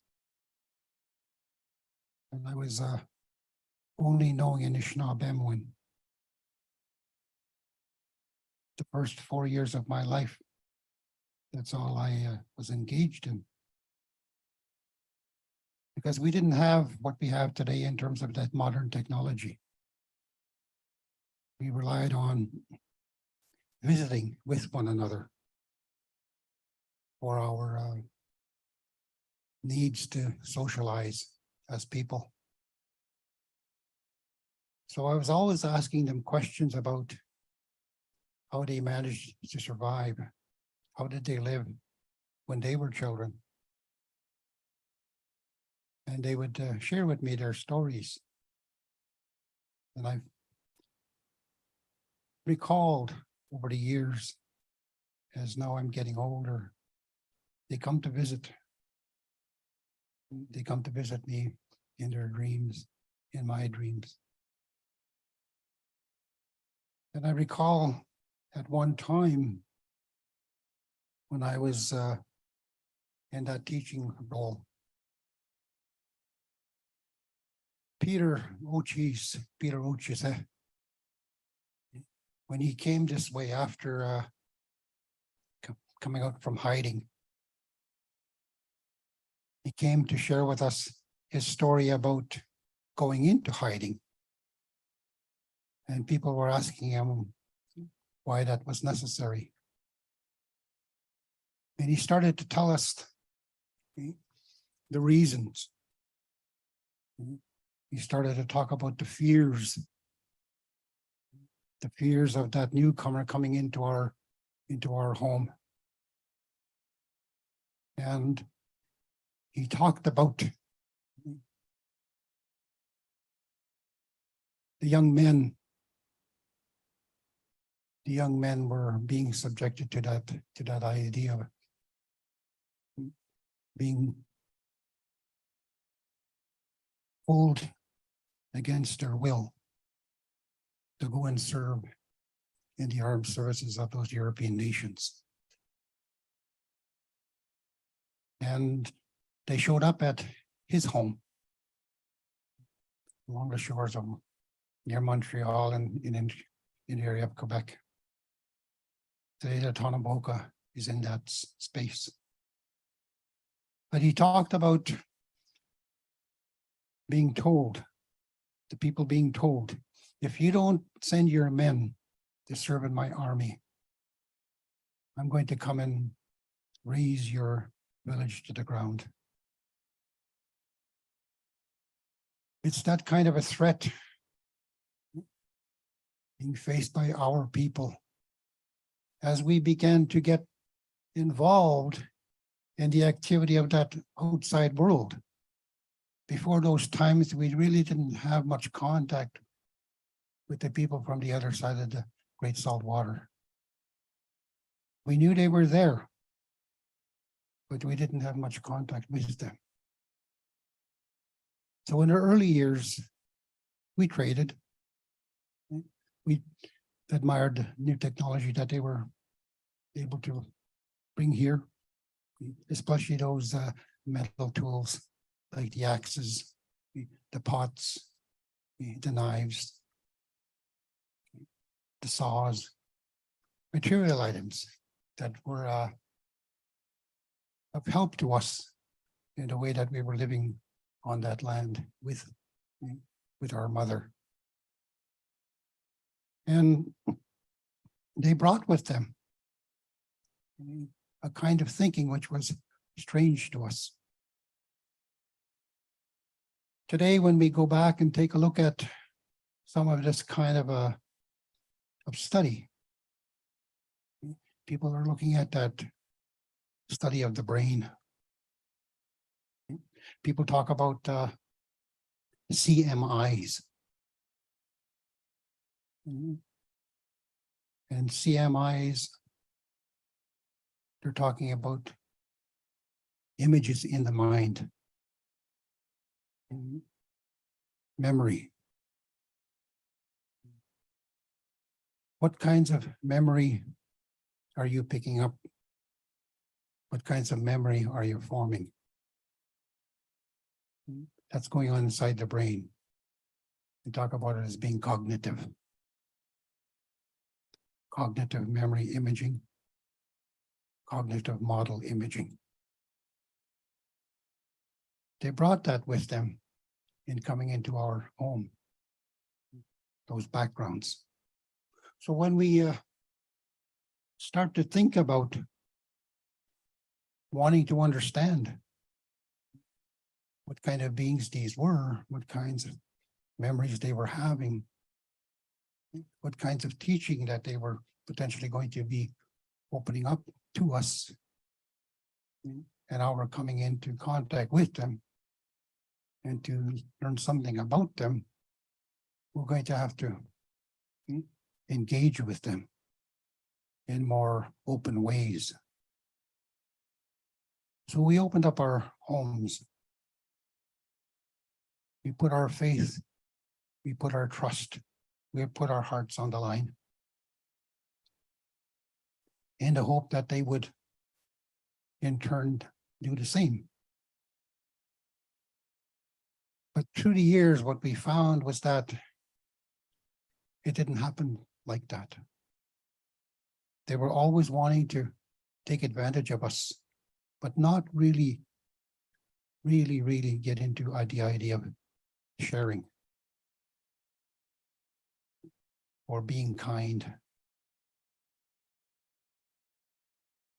So when people come to visit at home, when they come and search for ideas, search for understanding,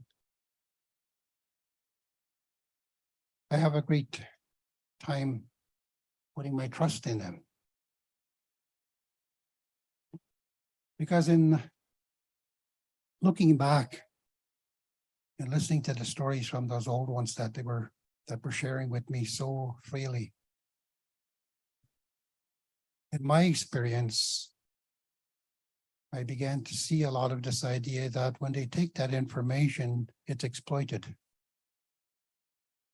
And when I work with people that come to the community and they want to record, one of the things I say to them up front is that I'll talk with you openly and freely, but if I see you taking the information that I'm sharing with you and begin to exploit it at my expense, you can expect a visit from my lawyer. the information I'm going to share with you is for you to share freely with your family to help them. I want them to learn something about being an Anishinaabe, but in a way which is healthy and constructive. So when I would talk with these research people, one of the things I spoke about with them was, what are you teaching your children about me? And one of the examples I use is that when you go into that public library and you go to the children's section of that library and you take books off that list from that library and you look at the stories in those books that you are sharing with your children, in sampling those books, how many of them speak about me in a way which is constructive and healthy? It's a test. Because what the children are learning in the books is what they're coming to see as being me. And most of the stories in those books in the earlier years, and even now, the great majority of them still talk about me as being a person that's not human. A beast from the forest, a savage. So in the mind, when I look at these ideas, cognitive model imaging, cognitive model imaginations, this kind of a thinking about me being a pagan, me being a heathen, me being not human, me being less than, me being inferior, it's still solidly entrenched. We see that in the books that the children are reading. So we're having to turn that one around. And that's what we search for in terms of making our agreements with the school boards. We begin to take a look at what kinds of targets are we working toward to block those outcomes from occurring, which are producing these negative images. But they start talking to me about ways which are respectful and loving. Because that's what is needed if we're going to build this nation we call Canada into a beautiful place. So when you go back in that time, I have asked for these belts here to be placed before you. And take a look at their form. I ask that I also be supported by an image of I don't know if there's one here even behind me in the background, but a smudge bowl. The smudge bowl is the helper.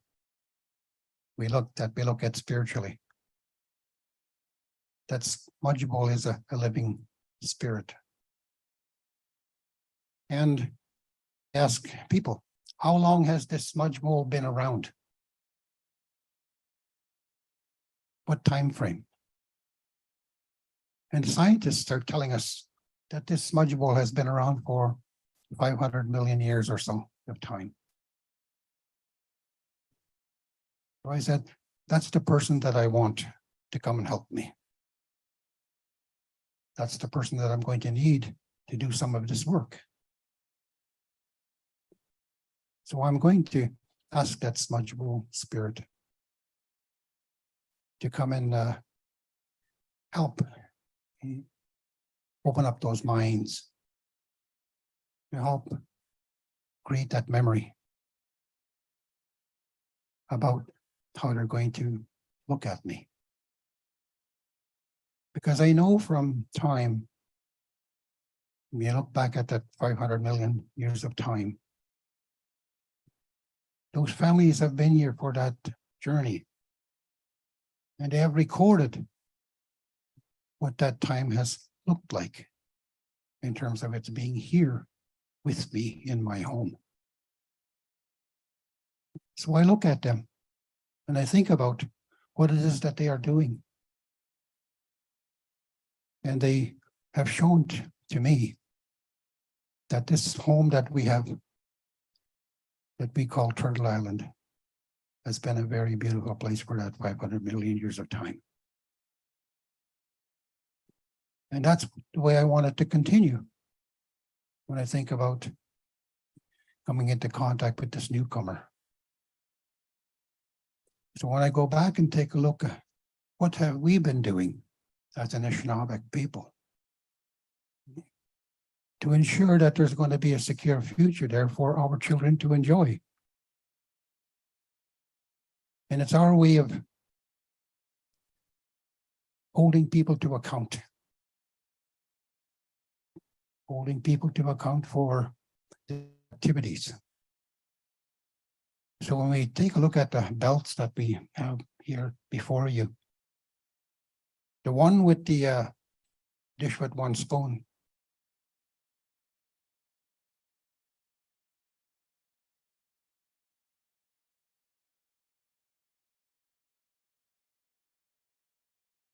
this beautiful belt here. My parents used to say, you can take that one, you can throw it on the ground, you can tear it apart, break it, and it's not going to do anything. But when you put your heart in it, put your love in it, it's the meaning that comes from you that is being captured in the art form that you see in its form. Your heart is in there. But when we take a look at, we start thinking about our society, the social fabric of our society, the social contract side. At home, I have a fire arbor. There are 16 poles that are anchored into the ground outside my back door. When I'm inside my bungalow, my frame house, I say, this is the modern world. This is the modern technology. But when I go outside and sit beside that fire, I entered my world of being an Anishinaabe.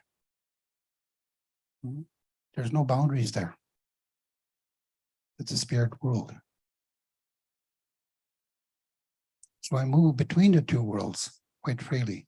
Go inside the house, come outside and be with my grandmas, be with my ancestors.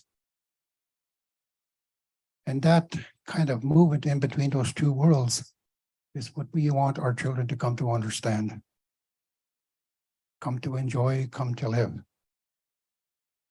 Because that's what's being broken, is that link in between those two ways of seeing and living and being. So at home, when we start thinking about the education system, our children are slowly at times, but we're becoming very, very rapidly assimilated. We're becoming European in terms of our mind. We're losing our sense of being an Anishinaabe. So when I think about where it is that we are, in the last census that was taken about the quantity of Indigenous people living in this place we call Canada, they ask you to sign at the end of the document. There's a couple of check marks there which talks about how we look at ourselves.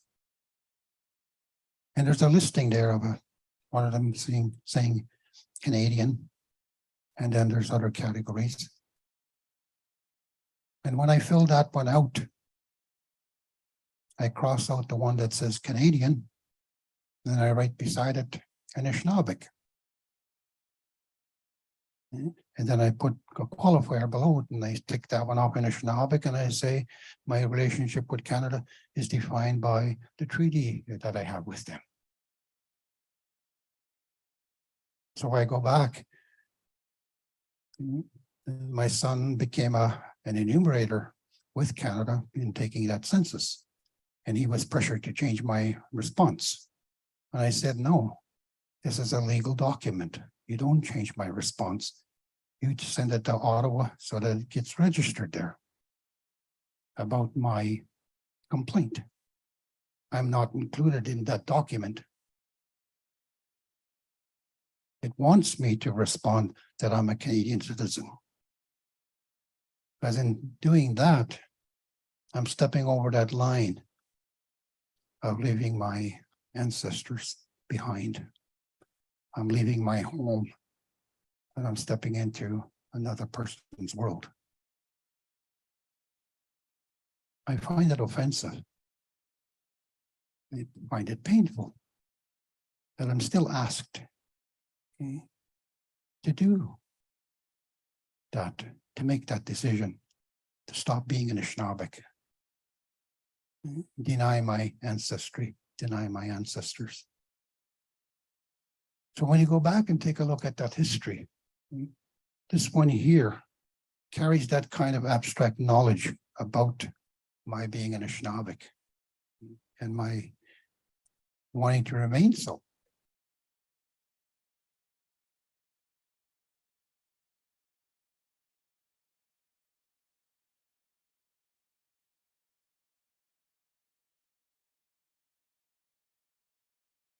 Second belt that we look at here. I look at that one.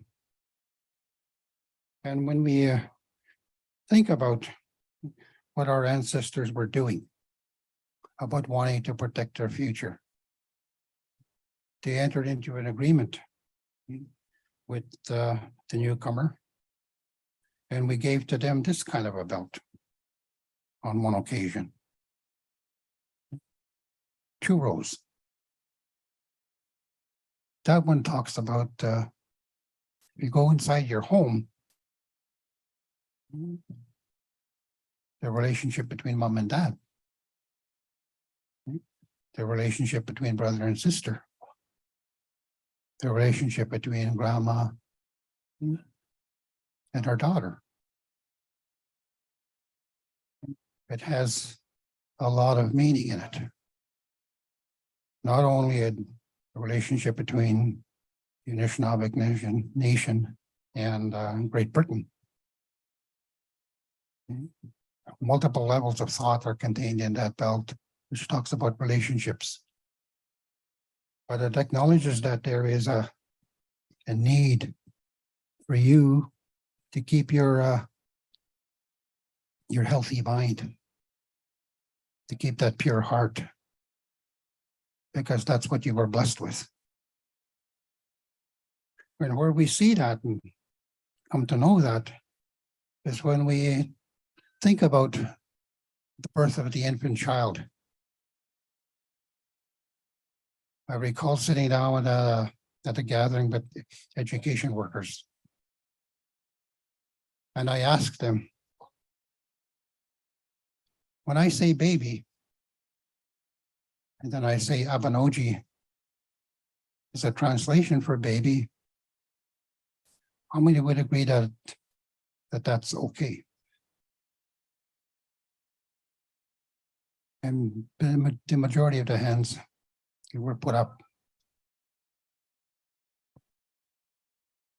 From the ones that were fluent in Anishinaabe, I said, what does Anishinaabe say about Abanoji? Okay, when you're saying Abanoji, you're saying something, but it's not baby.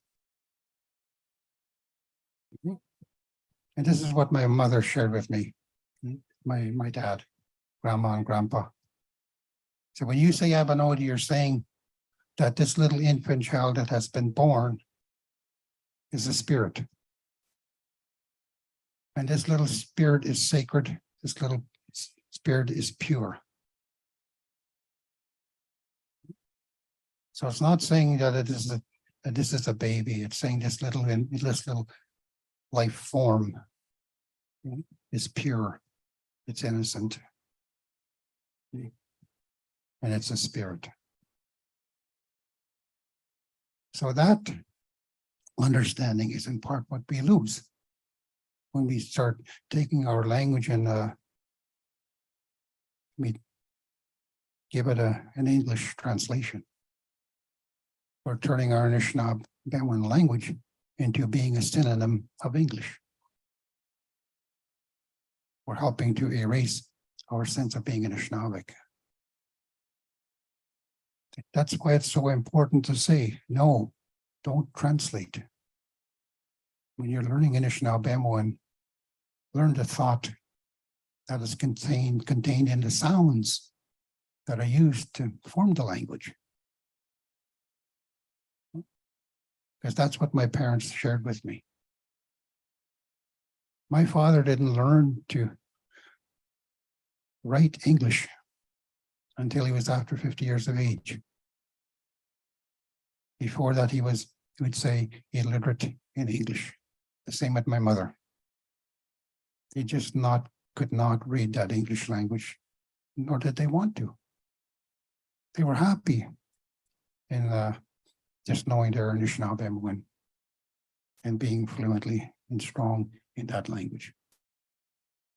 That's what they were sharing with me, hoping that I would come to eventually better understand and can relate to what they were wanting me to come to know in terms of my being in Anishinaabe and my learning to live ceremony with them. Lighting up that fire, putting tobacco in the fire, traveling with the old people and watching them do the same. They were saying, you know that you're the last one from the community that is actually learning to be Anishinaabe. Our children, many of our people have did go to that residential school, and when they came home, they didn't know who they were. And that was so sad for our people to see in terms of what they were observing in the behaviors of the children. They were now speaking English, and they had forgotten about ceremony. I recall teaching at the college and teaching at the university. When I started talking about Anishinaabe culture, some of the people would get up and leave. When I asked them afterward why, they would say, I was taught that when you start to learn about Anishinaabe culture, it's evil. That's why I left. Because I saw what you were doing was wrong. It was against the law. You just don't do that if you want to be a good person. The imaging in the mind, okay, that I talk about in terms of mental imaging, we see ourselves in a negative way. And that's the damage we're trying to undo in terms of the community. We're trying to get the youth and the young ones to think Anishinaabe. So when we go out to the land, we take them outside and we put the young men and the young women through the idea of going into a fast.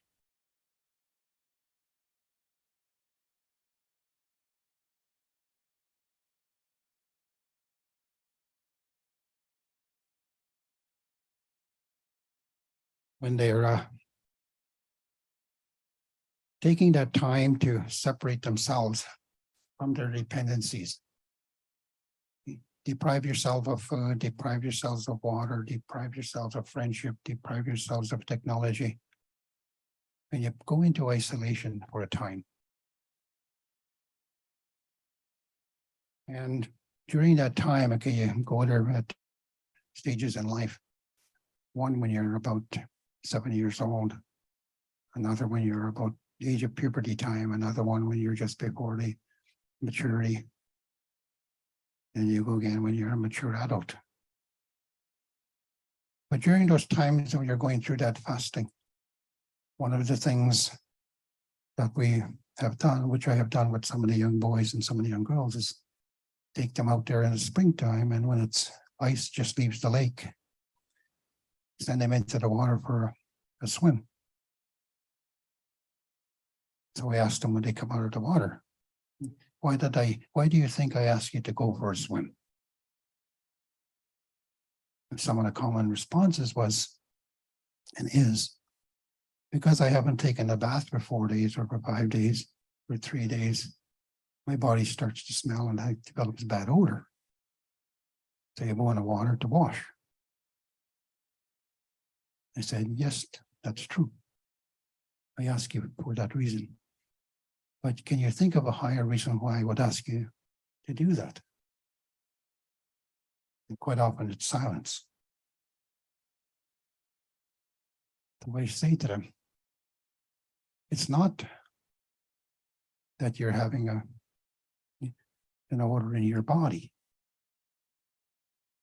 But during the time when you're out there alone, visiting with the land, visiting with spirit, I'm wanting to get to face the shock. I want you to wake up your mind. I want you to wake up your spirit to come to appreciate, to come to understand that there is a difference in being an Anishinaabe and living in your home and being contemporary man living in contemporary society. There's a vast difference in between the two. And that's what I'm wanting you to wake up to see, to appreciate that there is a very distinct difference in between the two. So when you begin to take a look at, I recall at one time working with the young youth of the community, and they were having a big party down at the beach. And they were throwing their beer bottles around, KMTs and trying to cigarette butts and other activity like that. The debris came from the party. And I walked by and I asked the girls, I said, are you having a good time? And I'm having a great time. I said, take a look at the land beside you. Take a look at all those beer bottles that are being thrown on the land. Take a look at the cigarette. Take a look at all the trash that's being dumped there. So when you become older, the way those young boys are throwing that debris onto that land, that's how they're going to treat you. That's how they're going to treat your children when they're born. Think about that.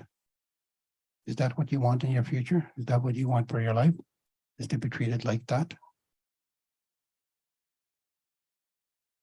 So I said, reflect on that while you're having your good time.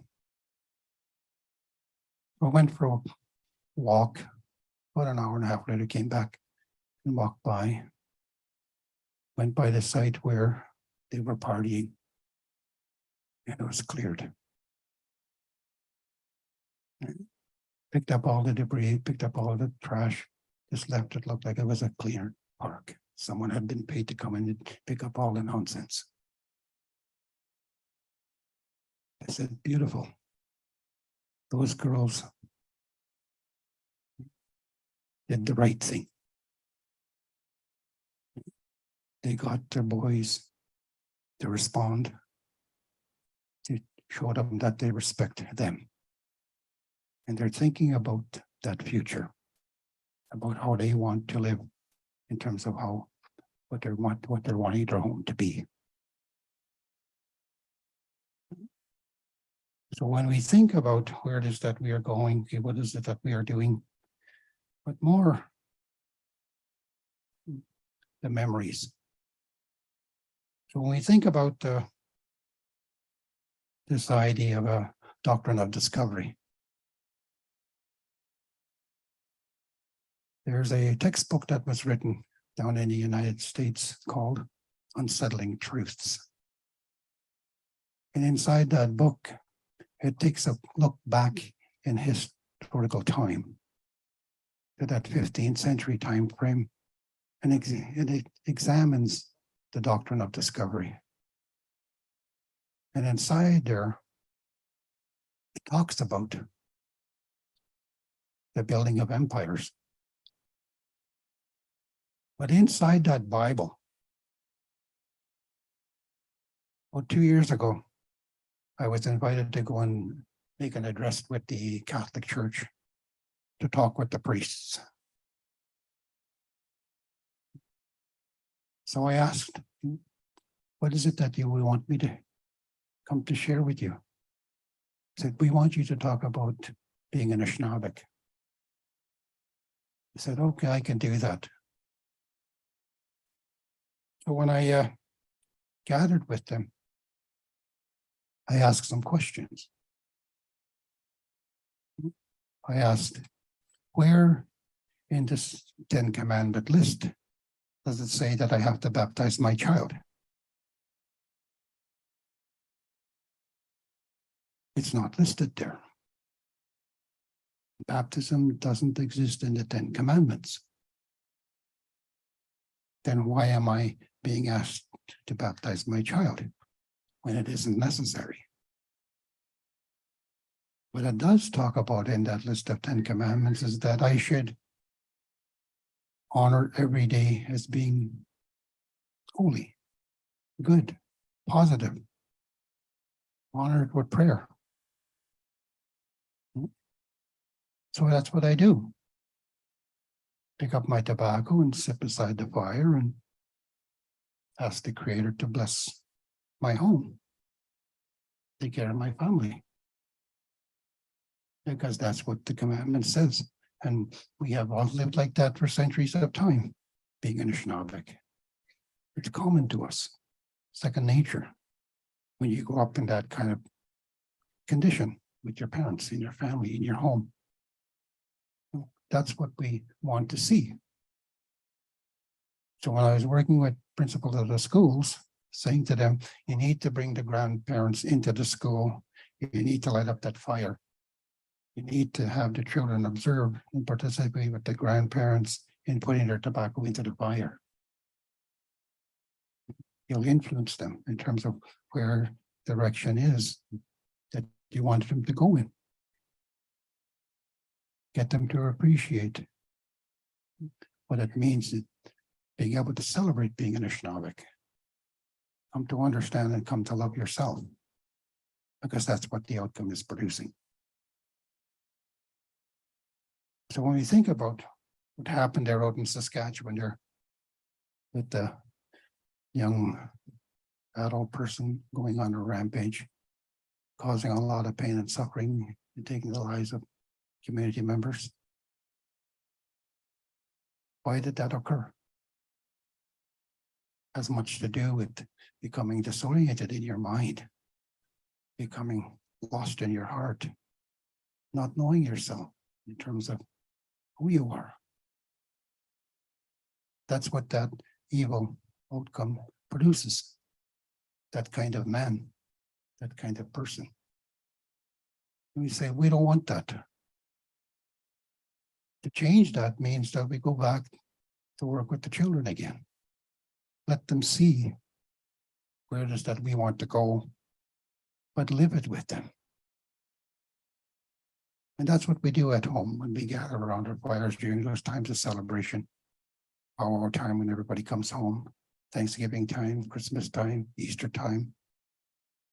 We go outside and we stand around that fire and we put our tobacco down there for them to see that you don't need that alcohol or those other kinds of drugs or that paraphernalia which exist around.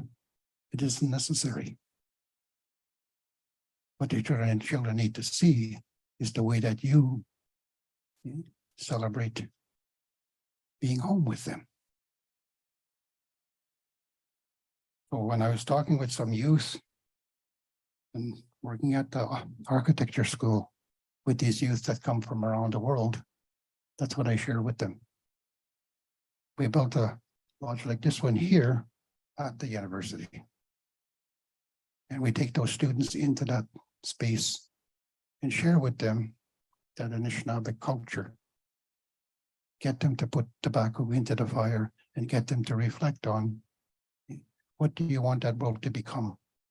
What do you want that world to be for you and your children? Yes, it's nice to design these beautiful buildings, stone, marble, glass, all kinds of nice, very, very beautiful work. But inside is a dead space.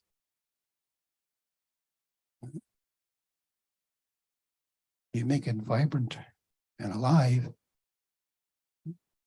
by living with your children. You want that home to be no different from the place where you sleep, from the different in terms of the place that you go to work, place you go and shop, the place that you celebrate. It all has to be consistent. So when we think about what does that treaty provide for? Well, it's those kinds of outcomes that we have put into the requirements of that treaty in terms of what it's to provide for us in terms of the future. So when we take a look at when you read through that treaty document, it talks about best advantage. And it talks about augmentation.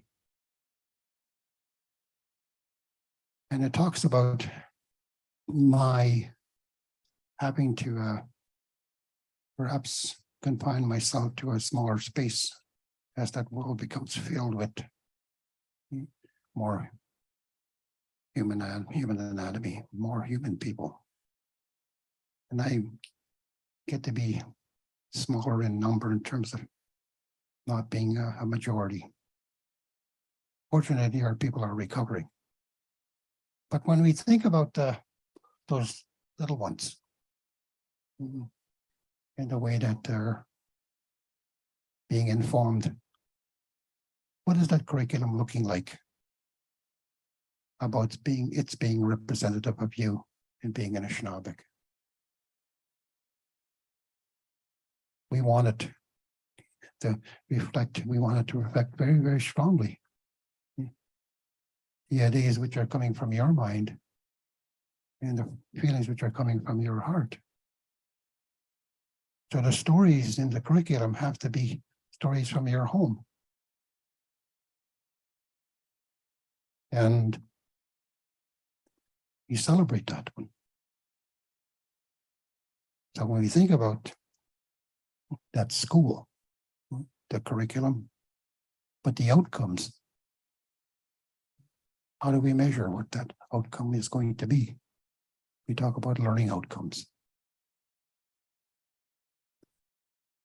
So today, one of the beauties of the learning outcomes is the making of those dresses, those ribbon skirts. They're appearing everywhere. It's so beautiful to see when you have this kind of an impact on the world around you. Say the beauty of our culture is so rich. And that's just one small item that we see being positive, that's openly being shared. So we're having to be much more open about the culture that we are having. Open to its sometimes being exploited, but then that's our job in terms of being responsible.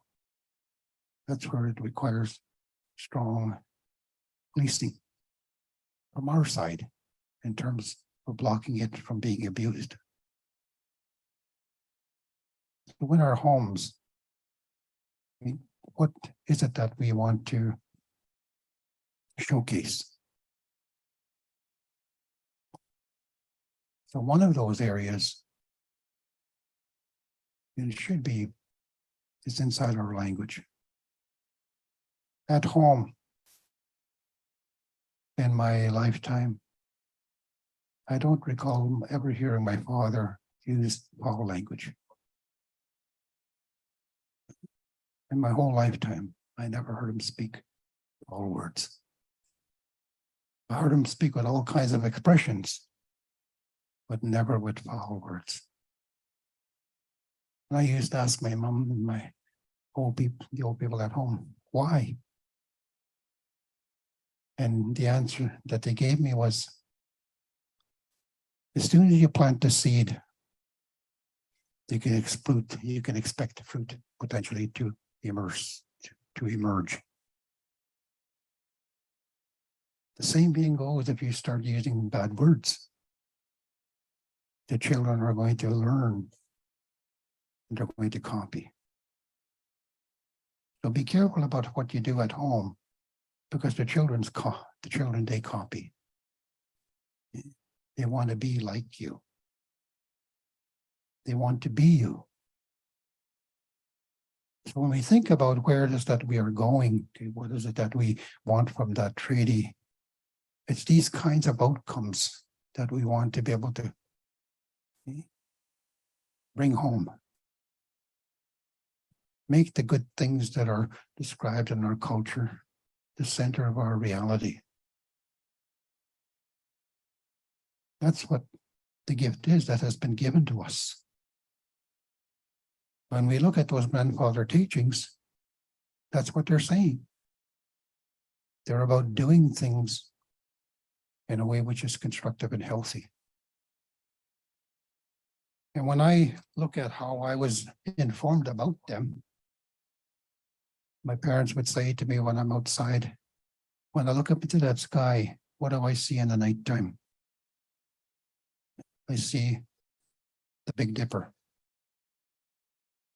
And how many stars are there in that Big Dipper?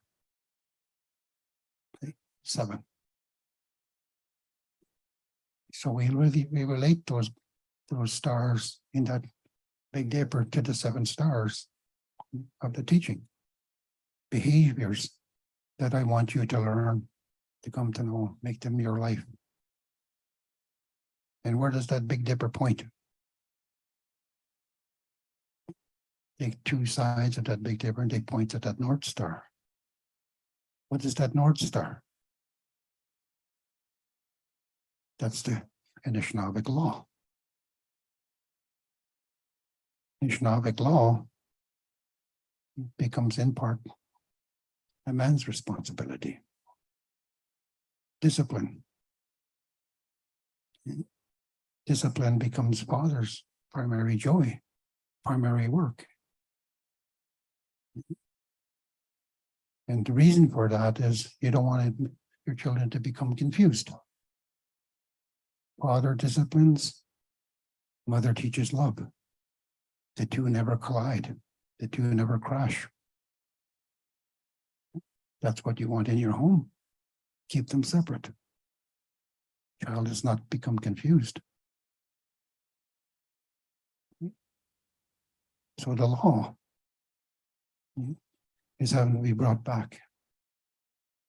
So there's something that we're having to bring into that lodge. We visit in that lodge. So we're inside that lodge. There's 8 poles that I use when I construct that sweat lodge. Not 7 poles, but 8. The 8 low pole that I add in there is that quality of forgiveness. That's the one I learned about from my dad about building the sweat lodge, keeping a sweat lodge. Forgiveness is about discipline. Forgiveness is about law, keeping law alive and strong in your home. But Anishinaabe law. So those grandfather teachings, 7 qualities, I'm putting 1 more in there, 8. But when you take a look at the Big Dipper, what does it do on an annual basis? that revolve around. Becomes the core of your home. Those qualities, including the one of forgiveness, has to be brought together. And that's what we guarantee in that Indian Act obligation. Section 109 of the BNA Act, when you go back and read it, what does it say? We focus too much on the other parts. We look at the Charter of Rights. One's missing. In the Charter of Rights, we're having to put treaty in there as a reminder to the Canadian population that they have obligations in terms of having a relationship with us, the Anishinaabe, and other Indigenous nations of Turtle Island. So when we think about treaty is really the international community. It's the way that they live, that they follow in terms of being part of that world, that outside world. The Anishinaabe are part of that. Canada is trying to silence our participation by asking us to become citizens and give up our Anishinaabe sense of being. And all Indigenous nations of Turtle Island being asked the same question: become Canadian. So I'm sorry, I can't go there, because what you are offering me is not healthy for me. I'm being asked to self-destruct. So that mind that was introduced back in the doctrine of discovery is still very much alive. And I'm having to remove it. That's my responsibility in looking after my home and celebrating being Anishinaabe. So coming here to take some time to take a close look at what does this treaty provide for us? It provides for us a security. Because in that section 109, it demands of Canada that they uphold what the treaty is saying. And the treaty protects our time into the future. So that 1764 belt over here.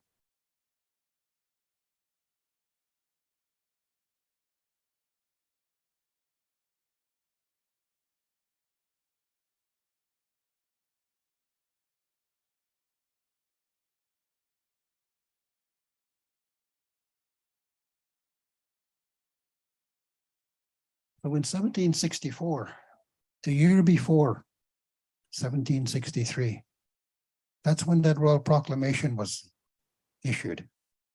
The United States objected to it, but we accepted it because it invited us to sit down. In 1763, we said, we can't meet with you this year. It's too late in the year. Our people have all gone hunting, but we will meet with you next year if you still want to gather and offer us what it is that you want to discuss with us. So in 1764, we did meet with the British Crown down at Niagara Falls.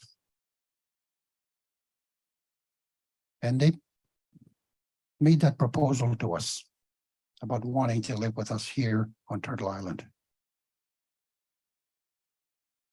And our people said, yes, it would be a good thing. It's a good idea. But there's something that we have to do.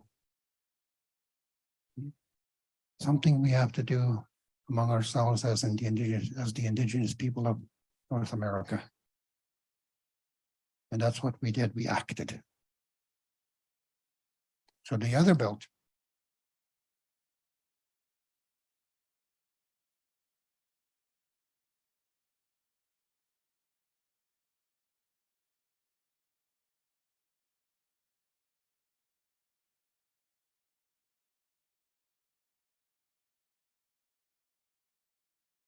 In that belt, the 24 figures holding hands. We made it a treaty among ourselves, a confederacy. And we left the doors open for others to join from Turtle Island. So among the 24 nations that gathered down at Niagara Falls, that was those people that were able to assemble after 1 year of time and sending honors across the country to visit. We came together and we formed an alliance among ourselves. We entered into treaty among ourselves. And we extended our interests down to the saltwater coasts. So we made a confederacy among our own nations. The Haida, the Hopi, Six Nations, Anishinaabeg, Cree. We all bound ourselves together into one heart, to be one people, one mind. So your treaty rights don't stop at the Huron treaty boundary. They extend down to the saltwater coasts. And Canada's trying to silence that one, erasing it from your memory. But we protected ourselves by extending our interests to the whole of Turtle Island. That's what that 24 nation belt produces. So in 1764, when you pick up that belt and you see the two figures holding hands, one figure represents the indigenous nations of Turtle Island. The other figure represents Great Britain on behalf of the European worlds. And they come here through the door that was opened by Great Britain to enter into a relationship with us about harmony. That's our responsibility. We have our grandfather teachings to guide us. So we took this belt and one end of it, we put it around that neck of that queen, the neck of that king. We put that chain there to remind them, if we are having trouble, then we will give a gentle pull on that chain to remind Britain about its violation when it occurs. That's going to do something that's going to be painful to us. It's going to potentially hurt us in terms of our future and in the way that we are going to potentially live today. It's a way to remind them that they're to stop. And they will come and get clarity from us about what to do. So it's for us to understand, to know, to really have a good grasp on your future and on your community. What are the good things that you want to see, that you want to keep alive, that will allow you to become prosperous and well? The well-being of our people. It's captured and included in that treaty. That's what our old people protected and secured for us, a pathway to guarantee that on into the future. So as I was saying, stated earlier, as long as the sun shines. I visited Governor General. I visited the Lieutenant Governor at the revisiting of the making of Treaty 9. We traveled up into northwestern Ontario. Bus broke down over there, and the Governor General, Lieutenant Governor waited for us. Didn't have a choice. But I recall when it came to my time, and I looked into the eyes of the Governor General, and I said to her at the time, this treaty that we have is inviolable, meaning that it can never be broken without me breaking it. Sacrosanct. It's made under the eyes of the Creator, with the blessing of the Creator, in giving me life, giving me a mind, giving me a good heart to keep and maintain. so that I can continue to prosper. And we set those down as core law in terms of the relationship that we are going to keep between us as nations of the world, as peoples of the world, but more so in continuing to be Anishinaabe. So when we think about what that treaty provides, what the treaty is about, it's very abstract. But it's also, we have simple ways of being able to keep note of it. And it's in holding gatherings like this that we have to visit to do the homework. Because in that belt 1764, that's what it asks. It says we must polish the chain to keep it vibrant and shiny. That's the homework. Each generation that emerges has to sit down and come to know the content of what that treaty created when it was opened in 1764. The hope is that it will endure forever. As long as the sun shines, as long as the green grass continues to grow, it will exist. But it's my responsibility to make it happen. So I can't do that if my home is suffering. I cannot do that if my people are having a disturbed mind. So we have a powerful culture. We have a very healthy culture. We have a very good culture to make that happen. And it's our work. It's our responsibility. So that's my message today for you to think about.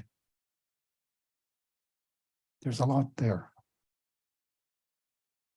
but it's a joy to experience, joy to come to know. It's a journey in life. Oh, miigwech.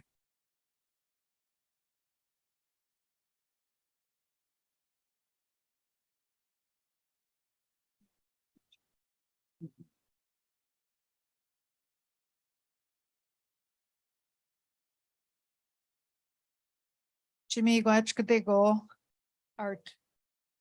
Upchigo Kim Natagos Kadabataman. When na Geninwe, we nanagduen mang manda Kadabataman. Chimigwach to Art for the message that he brought us this afternoon.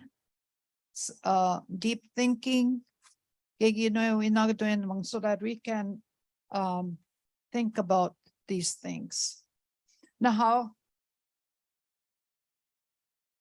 I have are there any questions? We nagego we go to Kawin?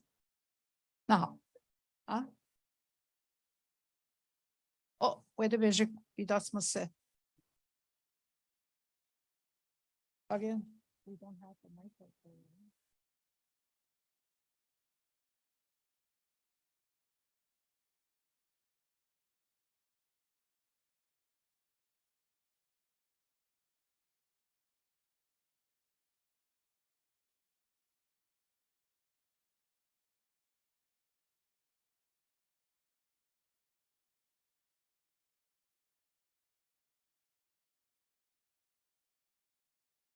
You can use this.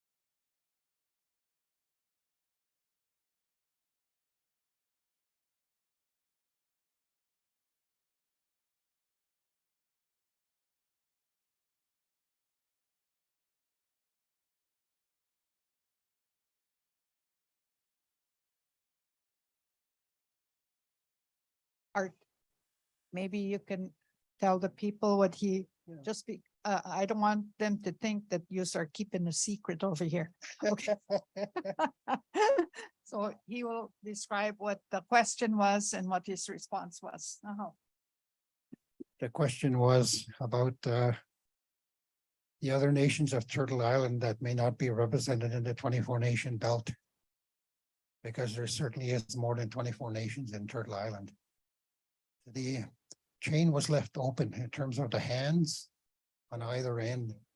But the other nations that are here in Turtle Island that were not able to make it can come and participate and become a partner in the arrangement that was made among the indigenous nations of Turtle Island.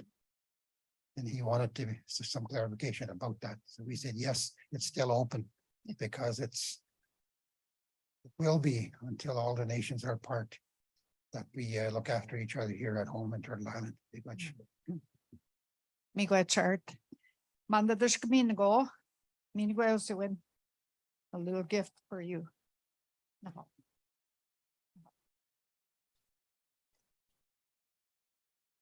I think the vendors across the road have packed up, but they will be back tomorrow, so you can have time for shopping again. And don't forget your dinner tickets. You can get dinner before you leave. 6 o'clock is our drum social at the rec center, the education center. We have a hall in there. Tomorrow morning, we do start top of the morning at 6 a.m. 6 o'clock, Chigajep, Kabetagoshnam for in the teaching lodge. We're having the sunrise gathering and water ceremony. And then tomorrow morning, we start here, the main stage at 9 a.m. Going right through all day.